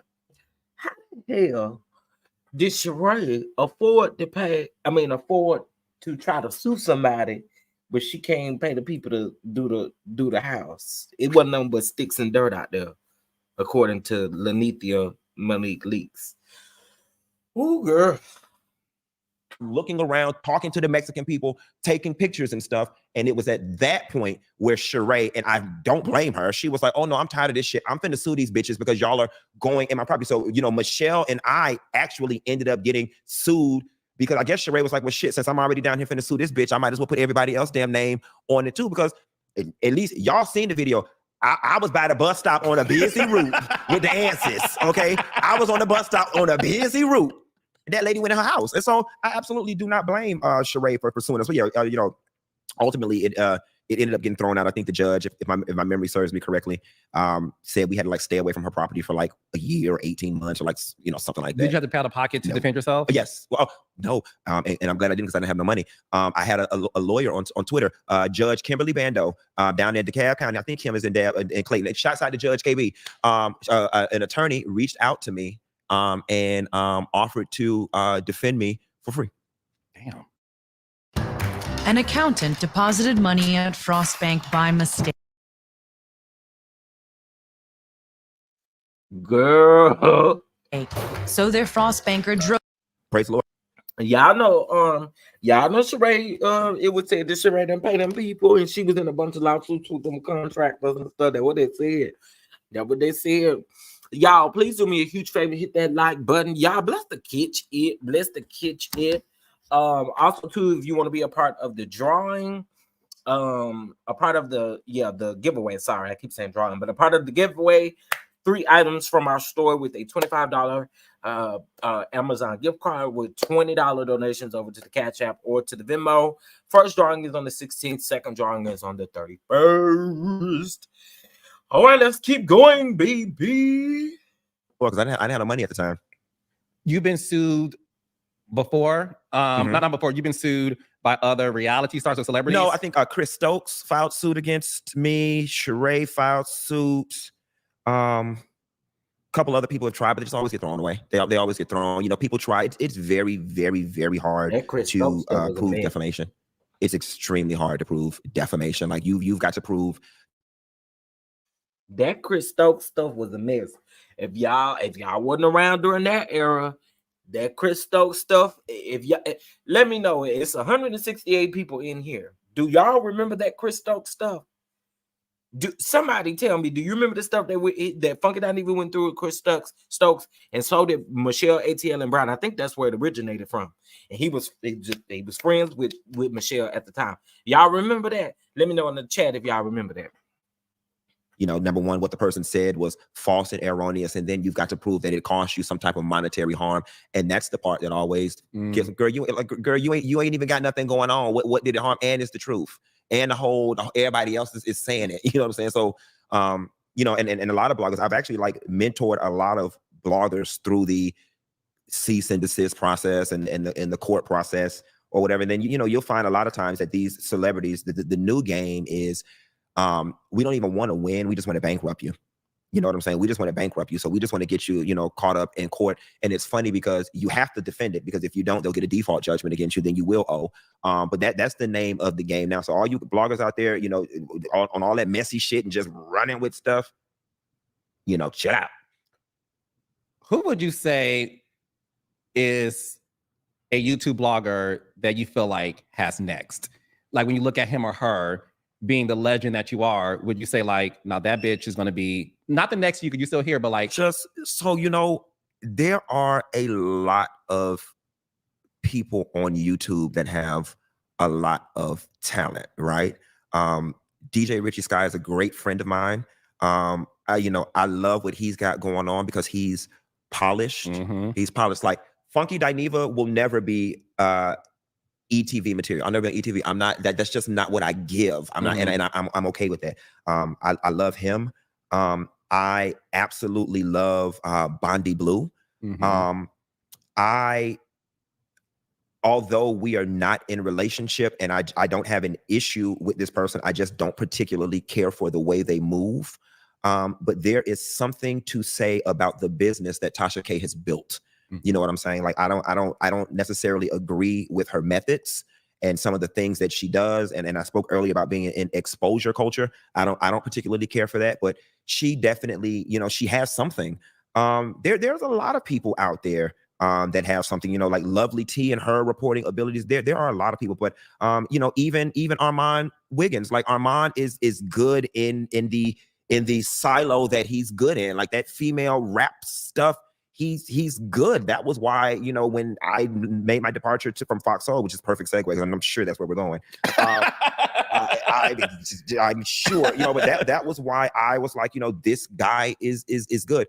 And I don't want nobody on YouTube to get mad if I left anybody's name, and I don't want y'all to think I'm being shady. I'm going to be very honest with you, Carlos. I do not watch other YouTubers at all. Oh, I know that for a fact. I don't at all. You never have, though. I don't, and believe it or not, I don't consume YouTube content. I don't. And people are always like, why? And it's for several reasons. My brain is a sponge. Okay. Everything that comes out of my mouth are things that I've picked up from just my life experiences. And I never want to be on my platform and then end up like saying your catchphrase or saying other people's stuff. That's the main reason why I don't look at a lot of other YouTubers. And then too, like, because we all are in this pop culture world, after I do my piece on it, I really don't care what you got to say about it. I'm moving on to the next thing. But there's a lot of talent in the YouTube space. And then there's a lot of people who need to go sit their ass the fuck down.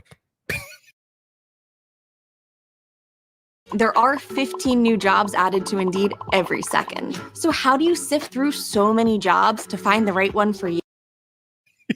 There's a lot of people just need to go sit the fuck down. But I would love to see like Bondi Blue blow up. She's from New Orleans. I just love everything that she's got going on. I would. Yeah, she's beautiful. I would. Too. She is. Yeah. I would like to see Armon mature a little bit so he can really get everything that the universe has for him. And I'll say it on camera because I'll say it to his face. Armon, you do need to grow up a little bit. You need to grow up a lot of bit. And I think once he grows up a little bit and matures, I think that the universe is definitely going to open up and give him all the things that he deserves. I actually have to agree with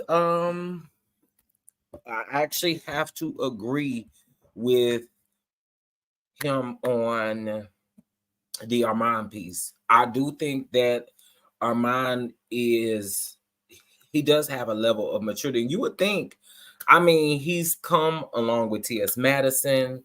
He's come along the way with a lot of people, but I absolutely do agree with Funky DINEVA with this one. He does need to mature. I do. And I hope that this Fox Soul situation taught him a lesson in a sense where he, you know what I'm saying? He does that. All right. Why do you think he needs to grow up? In what aspect have you seen him say that? Just from an older person once being young. You know what I'm saying? It's not one particular thing or another. It's just there's just a small, from my perspective, it's just a small maturity factor that is missing. Coupled with obviously some things that I know that kind of transpired in the background with Fox Soul and all that type of stuff. There's just a maturity piece there. And this is not a read or not to be messy, but Armon, and I'm telling you, it's kind of like, you know, granted, we don't have a big brother, little brother relationship, but if I could be in this space, a big brother, like once he's got it, he's got the stuff. Baby, Armon's got the stuff. Armon has next. He's got the stuff. And as two gay black men in this business who are successful, I agree. I think he's definitely got it. He has it. He has it. He's very talented. Have you? Well, let me go backwards. Has he ever just reached out to you for advice or no? So he interviewed. So we met once because he interviewed me once. He came down to Miami. And so that's kind of how we fostered our relationship. And then when the Fox Soul situation came out, when he was in the running, like we definitely did have several conversations. And I just, you know, like, do this, do that. You should ask for this. You shouldn't ask for that. You know, here is the lay of the land type of thing. And I definitely, I will say this.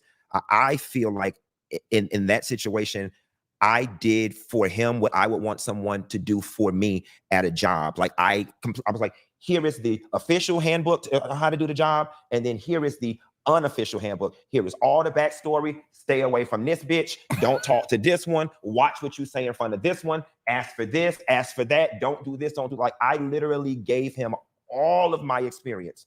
I poured into him because I would want somebody to do that for me. You know what I'm saying? So that has been our relationship. We're not like super close and we don't talk on the phone, but I would do that for anybody that was coming in behind me. When I made my departure, I wanted that show to succeed. I did. I just ain't want to work there no more, but I wanted the show to succeed. And I knew that they needed somebody. I knew that they were going to try to mimic my energy. I knew that for a fact. But they couldn't, you know, so don't even waste your time trying, but they needed somebody who was brazen, cavalier, not afraid to speak. And I felt like of all the people in the YouTube landscape, he or T.S. Madison were the best ones. Madison was unable to do it for whatever her reasons were. Was Madison asked first before Armon? Yes, from my understanding, yes. Not from my understanding, yes, she was. Or whatever. And it schedule conflict and the money wasn't right. Now did I not tell y'all they couldn't pay no doggone Madison? I told y'all that. I told y'all Fox Soul could not pay no doggone Madison. If they wouldn't give Funky DINEVA, he finna get ready to explain all the stuff down to the Fox Soul. If they wouldn't give him an extra $250 per episode, then what make y'all? I told y'all they couldn't afford no doggone Maddie. I told y'all that. I told y'all. I don't think it got. I do think it has something to do with schedule, meaning like she's booked and busy. But I told y'all, I said they couldn't afford no doggone T.S. Madison. Are you kidding me? They was gonna have to pay Madison some big money. That was gonna be Madison's show all by herself. And you have to also think, Madison also had her own show on Fox Soul. So the negotiations piece of that would be, you know, it just wasn't there. So I knew it. I knew it was mainly money. Yeah, we talking about Madison. Madison is established. She's over there hosting RuPaul, and she's on the road doing things. She's doing a lot. Madison stay busy. I do agree Madison would have been perfect. She would have been that even playing field, still read down, still give you what you need. Madison knows how to be professional. Come on. So that would have been great. It would have been great. Okay. So she turned it down. Why were you so unhappy at TGIF? Because from the outside looking in, because we've known each other for almost 20 years, I know my sister, and I said, oh, this bitch got a job where he gets to clock in for an hour, read the girls, get a check. And because the biggest thing for you that I know personally is you value your freedom. Yeah. You love freedom. Yeah. And I felt like this is a good opportunity for him. Like text you like, bitch, this is actually good. Yeah. And I was always proud to guest co-host with you, or when you had to do other things. Yeah. Just so y'all know, when he had to do other stuff and couldn't be on, he would refer me, or sometimes they would ask him like, you okay if Carlos do it? So I want y'all to know, like, this is what support looks like. You're not somebody like that bitch. I don't want to, you know, Wendy Williams said so popular. Like, I don't know nobody take my spot, bitch. Yeah, and see, I was never one of those types of girls. Because you know, it's just, you know, I'm good at what it is I do, and you know, other people are good, and I'm just not like that. But why were you so unhappy? Because I thought it was like, this is a good gig. The infighting, and the just every damn day you came to work, it was fucking something, and it's just like, it's like bitch, we only got to be on this shit for an hour and a half. I'm just not understanding why a motherfucker cannot just read the goddamn topics, come to work, do what we need to do, log the fuck out, and that just be that. You know what I'm saying? It just, things got personal, people's feelings started getting intertwined. And to be clear, and I'm not speaking out of turn because Claudia spoke about it when she was on your thing. The shit didn't have nothing to do with me. It was a lot of, you know, just me being caught in between her shit, her and Al, whatever the fuck they had going on. And it was dumb. It was dumb to me. Okay. And so let me give you the recipe for why I walked. Number one, like you said, bitch, I ain't had no job in 13 years. Okay. Q don't work.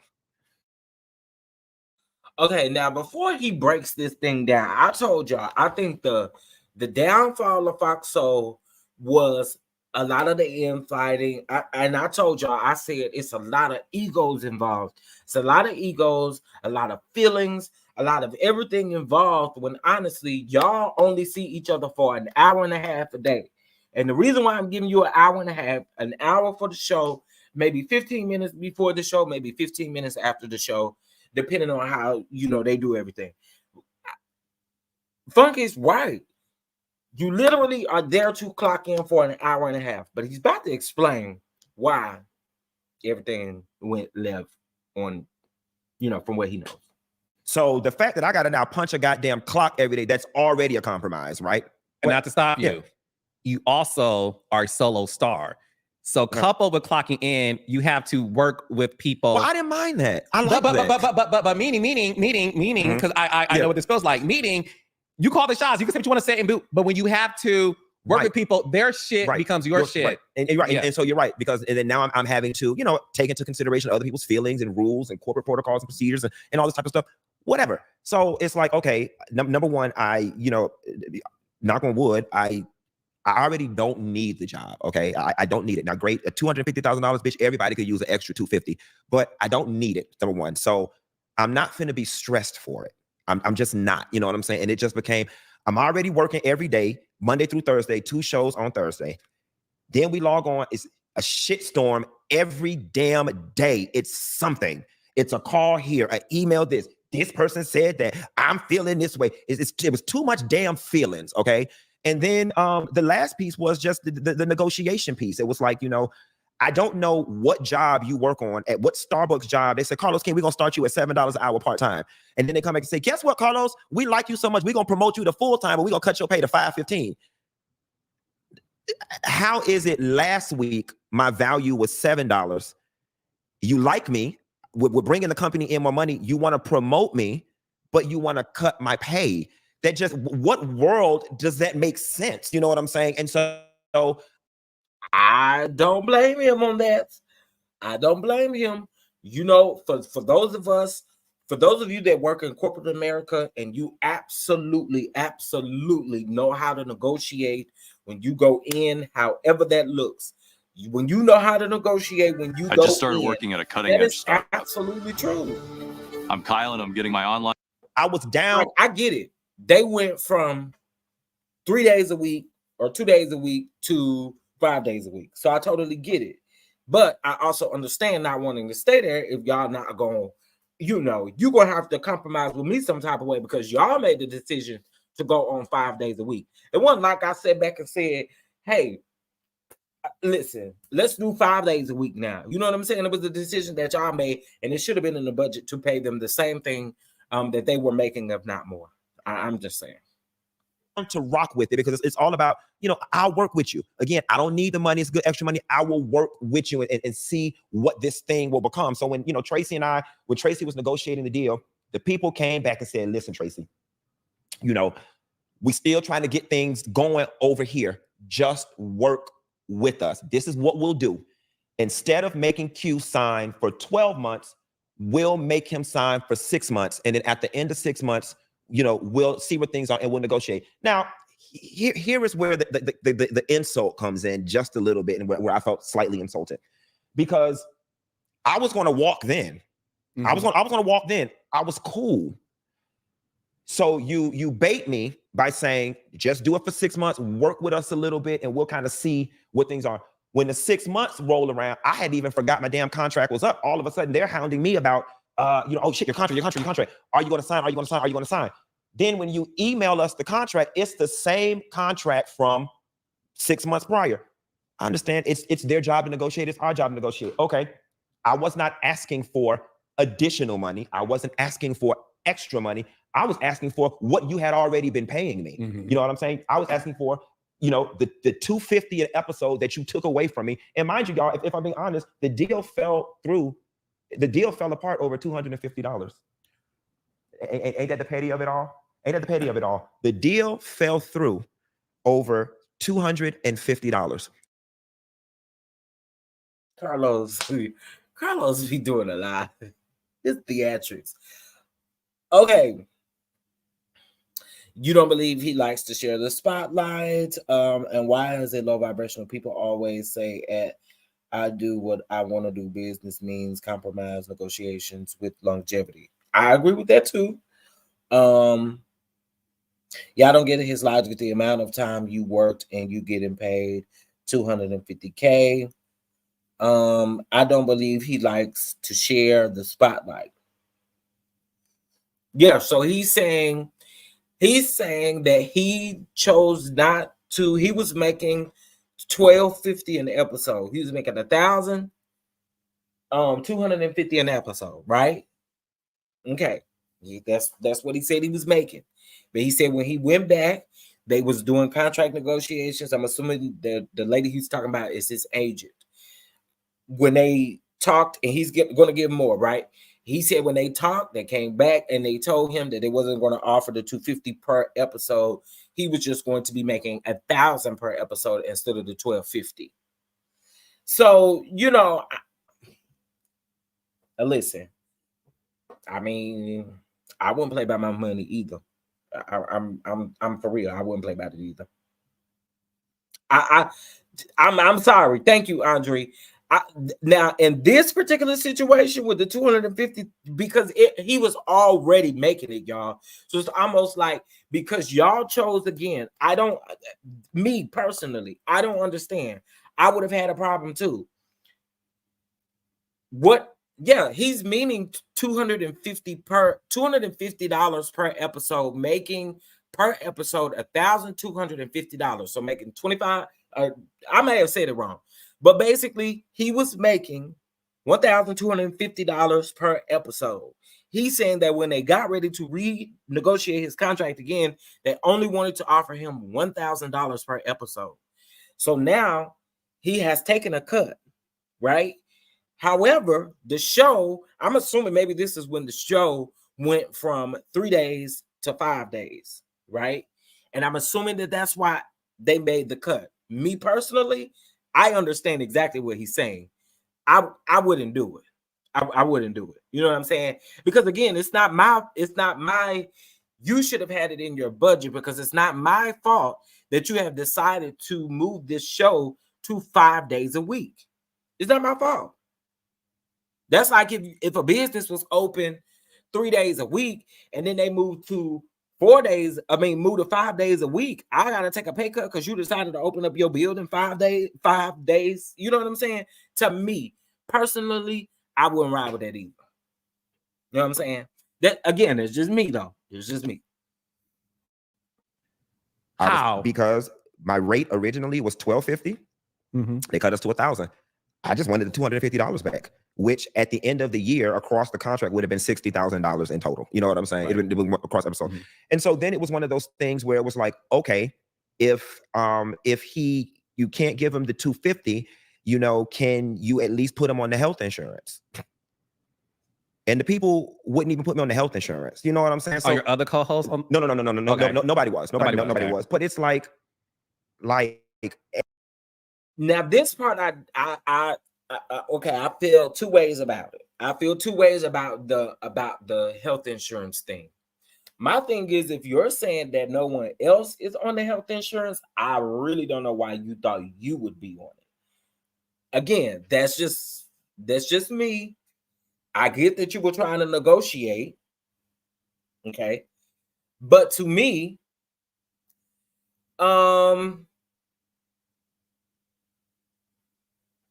yeah, I don't know what made him think at that point that that's where that was. They were saying 250,000 for the year because of contract length. And granted, I don't know the ins and outs, but from where I sat, I'm like, Fox is a big ass corporation. To put one more name on the damn spreadsheet for health insurance, the number's going to be so damn small, you're not even going to recognize it. Like, what's another $200 a month to the damn company? And it was just like, okay, you won't even put me on the health insurance. I was like, yeah, I don't feel valued here. That's really what it was. I was like, I don't feel, damn, I can't even get on the health insurance. I was like, all right, well, cool. And they just did not want to budge. And I was like, cool, I'm out. And, you know, it sucks because, you know, unfortunately, the show ended up going away. And I just look back at it and I wonder if the people in charge look at the person who was responsible for like negotiating my contract. And it's like,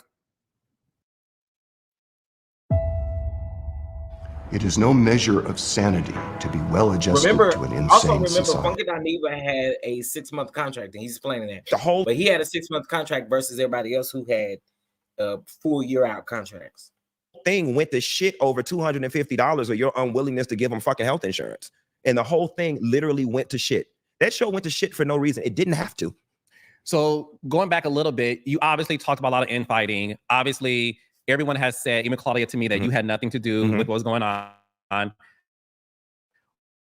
What in your, whether it's what you know or think, what was it between Claudia that just made things so negative working at that time? I don't know. I don't know, because I know that they had a long-standing relationship for years prior. Carlos, honestly, I don't know. I honestly do not know. You know, there was an incident, and this is just from me, like, piecing together things from all the blogs and stuff. There was an incident where Claudia got a screenshot of a text message from Al.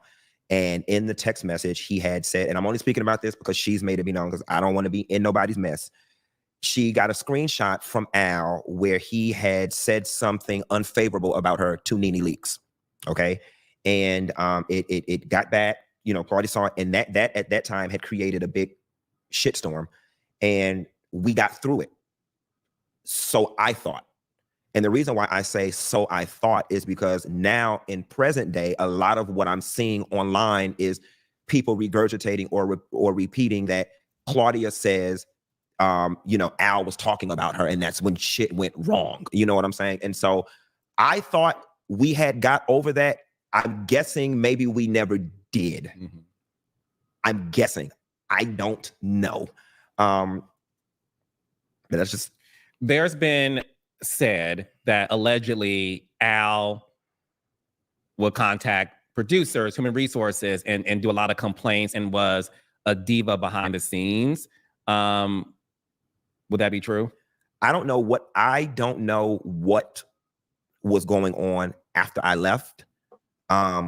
When I was there, from my vantage point, that wasn't a thing. I'm pretty confident in saying that that's probably something that came about after I left. But when I was there, that wasn't a thing. None of us liked the damn producers, if I'm being honest. Like, so there was no buddying up to the producers because none of us liked them. That wasn't going on when I was there. Now, if it was going on after I left, I don't know. What is it that you would like to say about your friendship with Al? Because there is this perception that, again, you know, he's a diva, he's this, and I know that you two are close. What would you say about his character and his personality and who he is that the world doesn't see or may not know? K-12 makes going back to school easy.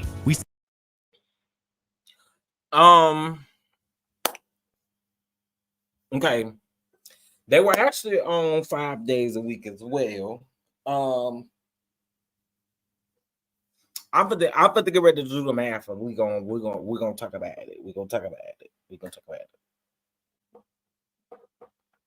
Somebody asked what's Funky DINEVA's net worth, and baby, I don't know, or how much he's worth. Yes, net worth. I don't know. Send you everything you need to start the school. But we almost done. With an We almost done, boy. Y'all been hanging with your boy.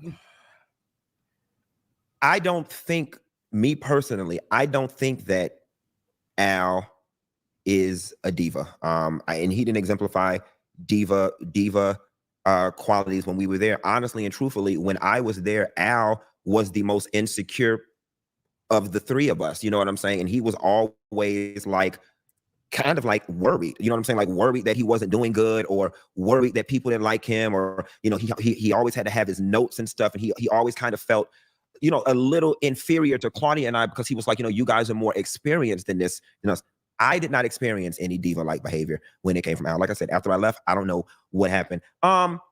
And I can't speak about anybody else's relationship and experience. I have not experienced Al in that way. Me and Al, obviously, we've got being LGBT in common. Al's a good time. He liked to drink and he liked to party. And those are things that I like to do. You know what I'm saying? And that really is the level of our relationship. Are me and Al on the phone telling each other our deepest, darkest secrets? No, as a matter of fact, I didn't even talk to Al about 2 or 3 weeks. I FaceTimed him last night and he was out. He didn't answer the phone. So, you know, we're cool. This thing that me and Al are so damn close. I know we're not. Like, you know what I'm saying? I would like to be. I mean, our relationship is growing. But Al is just a good time. It's a good time. The same way me and you, bitch, meet me at the bar, bitch. Let's go have some drinks and eat. That is what Al is to me. He's a good time. Yeah, and my time guest co-hosting, the times I've had, he was fine. Yeah. Al's cool. Al's great. I don't have any issues with Al. Al's a great person. Al's very prepared. Yeah, but he got his notes and stuff. And what I saw, the show that I love so much, I felt like it was the perfect balance. It was. I'm like, you're the wild card who, like, we don't know what he's gonna say. Claudia, great moderator, and Al brought the sophistication. And I thought it checked all the boxes. And I never had an issue working with her. And I think even Claudia shared it. Even after I left, I was like, listen, guys, you know, this particular situation didn't work out because of the contract. But in the future, if y'all ever want to, you know, do something again, we had lightning in a bottle, Carlos. We really did. We really did. We did. We had lightning in a bottle. And honestly, truthfully, you know, the right opportunity came around, and if we were able to recreate it under the right circumstances, I'd be open to it. It was fun. The culture needed it. And here was the thing that's unfortunate. There was the space was wide open. Wendy Williams, she gone. The Breakfast Club was in flux. Okay, they were auditioning 900 damn people at a time. That urban pop culture like space, that space was wide open, and it was ours for the taking. It really was. You know, something else that was slightly frustrating too, and another reason why I decided to walk and not stick it out with Fox Soul is because nobody was giving us a clear direction on what we're doing. Are y'all taking this show to TV? We've been here now for 4 years. What are we doing? You know what I'm saying? Is the network growing? Is it? And every time we would ask questions, people would just talk in circles. And so another layer to me walking away is I don't need you to sit on YouTube. Okay, if anything, I'm trying to elevate beyond YouTube. I don't need you for YouTube. And I'm not being cocky. I'm not being arrogant. I'm not trying to be any of those things. But the lion's share of the people watching are my audience. I brought these people here. You know what I'm saying? Like when Fox Soul started, they had everything they had going on. And here is the proof in the pudding, because there were some incidences where, you know, people were feeling themselves and didn't want to give a bitch their things. Okay. You had Queens with Cocktail, which was Vivica Fox, Selena Johnson, Lisa Ray, and Claudia Jordan. Undeniably, all 4 of those women individually have a much higher profile than I do. Absolutely. Undeniably. Yep. But collectively, they couldn't even do the numbers that we were over there doing on TGIF. You see what I'm saying? So it's one of those things where your popularity per se ain't got shit to do with what's going on right here. You see what I'm saying? And when I left, the numbers left. Those were my people. Those were my people. So why am I going to just sit here with all of this going on? You know, the contract ain't looking too right, and just continue to let y'all leech off of my damn people when I can just take my people back to where they came from and keep the money. You see what I'm saying? And then what ended up happening is I'm like, well, I was already making whatever it is I was making. And then things got a little messy. I'm not going to lie. I started doing my show at 8 o'clock at the same time as theirs to be messy, bitch. I'm not going to. See. Picture this. You're sitting at home alone watching YouTube videos, wondering why you can't find the motivation to do the things. I can appreciate that. Yes. We are messy. Oh, yeah. We can say, that was messy. Yeah. That other thing I was talking about. I said, oh, really? Oh, bitch, I'll fix you. I said, bitch, like Rasputia Lattimore said, she want to go down the slide. I'm going to show a bitch how to go down the slide. You know what I'm saying? And then it was like, well, you know what, Q? You were already sitting in the chair at 8 o'clock every night any goddamn way. Keep it going. You know what I'm saying? You were over there doing this same job, getting $250 for them. You can just do it for yourself and make $5. You know what I'm saying? Keep all the money. And that's essentially what I did. Okay. When you saw Armon's roast to Al, what was your first thought? A battery was put in his back. These are my thoughts. Can't prove it. Don't know for a fact. I thought a battery was put in his back. I thought it was deeply personal. I thought it was extremely unprofessional. I thought it was I thought it was gross.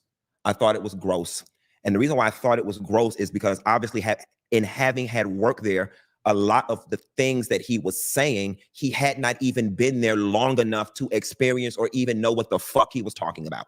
Okay. And it's just the things that were coming out of his mouth had trappings of somebody gave him this information. He simply had not been there long enough. And going back to our earlier conversation when I was talking about the maturity piece, that's the thing right there. Like I laid out for Armon everything he needed to do to be successful at that show. And in my opinion, he went there and did the complete opposite. And I'm very disappointed in him for it. I am, because I rooted for you. I rooted for you when there were actually people working against you being there. And I informed him that there are people who don't want you there. There are people who are going out of their way to not have you here. Told him who the people were and everything. And then I told him everything he needed to do to be successful there. And you went up there and drank the Kool-Aid and got lost in the sauce and did the complete opposite. And if I'm being honest, was a major contributing factor as far as I can see as to why the shit got canceled. You think it's his fault? I don't think it's his fault. Okay. I don't think it's his fault. I think that he was a major contributing factor. That roast was just, in what world do you go to your job and do that? A mature person who was looking at the future of the collective, the show, and the energy of three people who have to get along, a mature person would have never done that. They simply would not have done that. You can't tear up the chemistry. There was no bouncing back from what was said to Al in that roast. And not that you're speaking for Al. We all heard when he called you baby. Mm-hmm. And the reason why, again, guys, you guys have proof he's not messy. A messy bitch would have made sure that I got the exclusive. Al is on. I keep telling him I'm live, and he keeps talking. You literally said, stop. Mm-hmm. I'm live. Mm-hmm. I will call you back. Mm-hmm. Obviously, he was upset based on what we heard out of his own mouth. Mm-hmm. When it comes to that roast, I honestly was like, oh, okay. Y'all. Welcome to the Love and Marriage Huntsville Reunion Special. Yes, honey, I am your host, Carlisha King. Yes, honey. You always know when he sit down in that chair, he gonna say, when it comes to Martel, when it comes to the other woman, yeah, girl. Girl. When it comes to Foxo, when it comes to, girl. Case of Rose, again, I don't know the history or whatever. I don't watch TG. I did not watch TGIF enough to know that a lot of that was rooted in reality. Mm-hmm. I just thought like it was grossly exaggerated until I was informed that no, motherfucker, a lot of that was all of it. Yeah, all of it. Like it was like, yeah. When you learned that it was officially canceled, what was the first thought that went? Like, was it a thought of sadness, or I told you so, bitch? Or listen, I'm human. I have natural emotions. Vindicated. You know, my first response was, I had them hoes, gave me my $250, the shit wouldn't have been canceled. I'm just keeping it real. I had them hoes, gave me my $250 or put me on the damn health insurance, the shit wouldn't have been canceled. That was my first thought. You know what I'm saying? And then the second was like, you know what I'm saying? Damn, this just did not have to be like. I was disappointed in everybody. I'm like, y'all let the shit fall apart in 5 damn months after I left, 5 to 6 months, and then coming off the roast, I'm like, this shit just didn't have to be. I after feeling vindicated, I felt frustrated. I was like, cause this is stupid, and y'all had something, and it could have taken everybody to the next level. Y'all could have, I could have been like Portia, took a season off and came back the next season after the girls that got a TV schedule. I'm like, girl, child plan on maybe coming back. You know what I'm saying? I was disappointed. I was disappointed. I was like, y'all hoes need y'all job. I was like, Armon, this is great next level for you.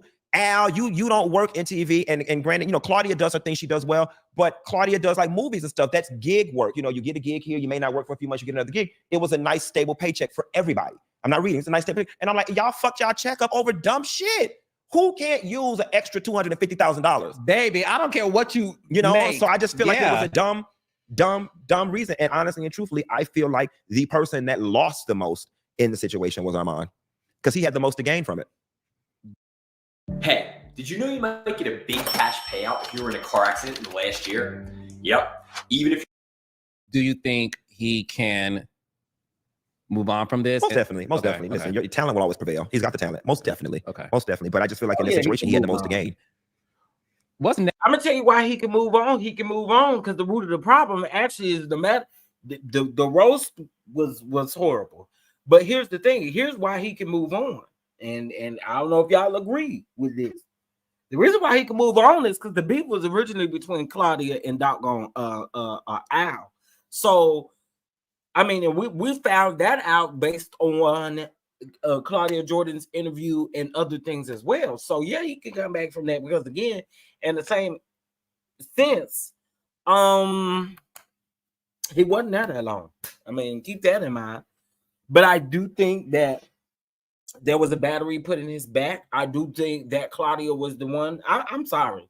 I'm just going to always believe that. I don't care how many interviews Clawfoot do. I don't care how many interviews Clawfoot, or how many times she talk on Twitter and all of that stuff. Clawfoot absolutely had a lot to do with that roast. Because again, but here's my thing.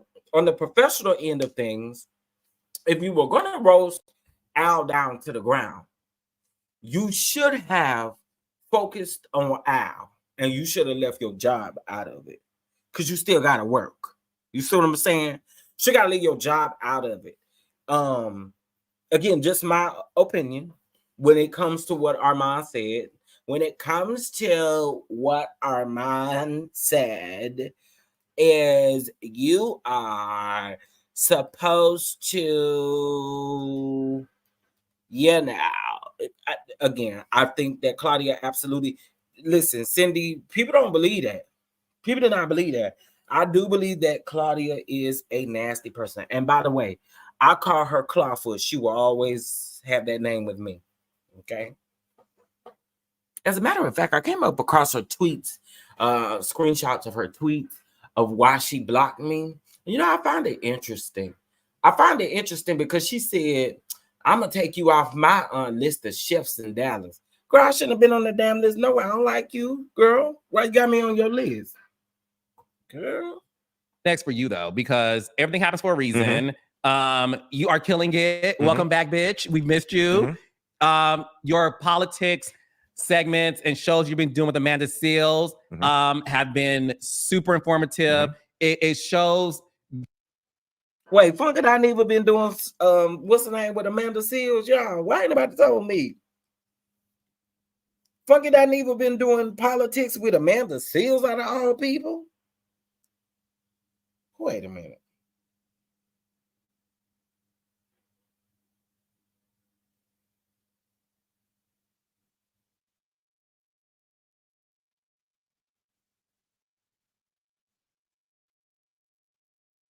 Where them videos at?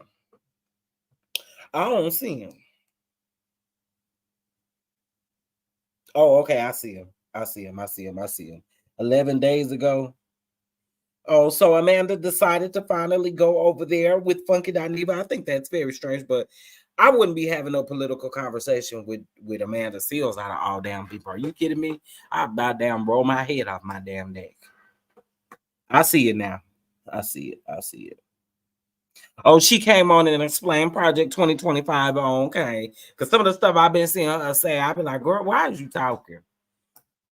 The diversity of your talent that you also took a break from reality television. You just felt like it's the same old, same old. I want to say this to you too. You are hugely responsible for the success of the Love and Marriage Huntsville show. I love that show. You are Thank you. hugely responsible. I have never once asked you to watch any of my shows. Oh, you know what? You know the Do what? Let me run this shit back. Do what now?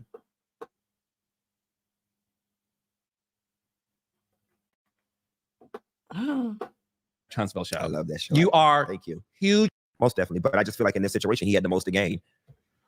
What's next for you though? Because everything happens for a reason. You are killing it. Welcome back, bitch. We missed you. Your politics segments and shows you've been doing with Amanda Seales have been super informative. It shows the diversity of your talent that you also took a break from reality television. You just felt like it's the same old, same old. I want to say this to you too. You are hugely responsible for the success of the Love and Marriage Huntsville show. I love that show. You are Thank you. Hugely responsible. I have never once asked you to watch.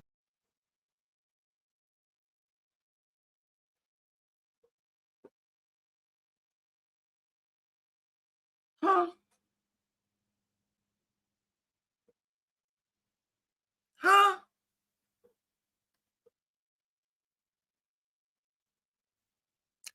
Huh?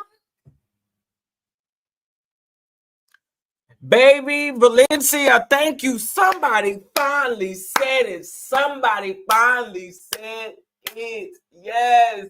You finally, somebody finally said it. I can't believe that. You couldn't deal with Shannon Sharp over here. He was being disrespectful to you. But you can go around there to fucking DINEVA.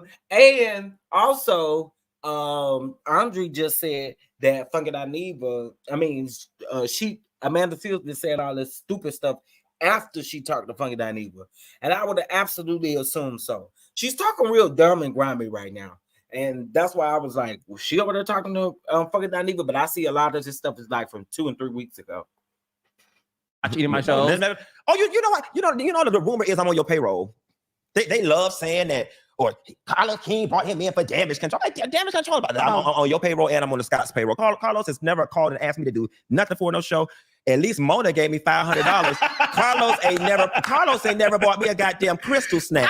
Okay. I owe you a lot. Carlos ain't asked you to be on his show. Okay, so does that mean that the Scots called in a favor? Funky, now you lying. You lying now, Funky. You lying. You lying. You lying now. Because no shade. I don't see the Scots literally calling you to ask you to come film with them or nothing like that. I definitely think that that's Carlos. I mean, come on, bro. Come on, bro. Let's be honest, bro. I'll make it up to you, baby. No, he's my friend in real life. He watched season 1 Bell Collective and said, I hate this show, bitch. This show is awful. I said, wait till season 2 come out there. So he doesn't watch things because we're friends, and he doesn't say nice things because we're friends. You are hugely responsible for that. Is the reason why I love you. In terms of what you're doing for my genre reality television. We are nothing without you. I remember talking to an Atlanta housewife who shall remain nameless. At one point, Wendy Williams stopped talking about Atlanta housewives. And she said to me, the rating suffered because Wendy Williams doesn't talk about it anymore. And I saw that as she's right. It's a privilege. She will remain nameless. Is it Phaedra or is it Candy? Is it Candy? Why is she remaining nameless? Huh? Carlos, why is she remaining nameless? Is it because it's Candy you're speaking of? Or is it, you do say Phaedra name. So who is it, Carlos? Who is it? Is it Candy? Candy's on the cover. To have you guys, you and Richie Sky and Make It Make Sense and like you said, Bondi Blue, whether you like me or not, talk about the show, Kempire. There's so many people who I appreciate. And again, they don't always say great things about me or the show. I don't take anything personally, but I will never discredit a content creator's purpose for my shows. And you are at the hem of that. So what's next for the doll? Syndicated nighttime talk. Well, let's just say if you like what everybody else be saying, you sure ought to like me over here, mimicking you, Carlos. You should love it. You should love it. I don't think it's Nene. Him and Nene got a decent relationship. I don't think it's Nene. Yeah, I don't think it's Nene. Nene came to mind because of her and Wendy's, off and on again relationship, but I think it's somebody else.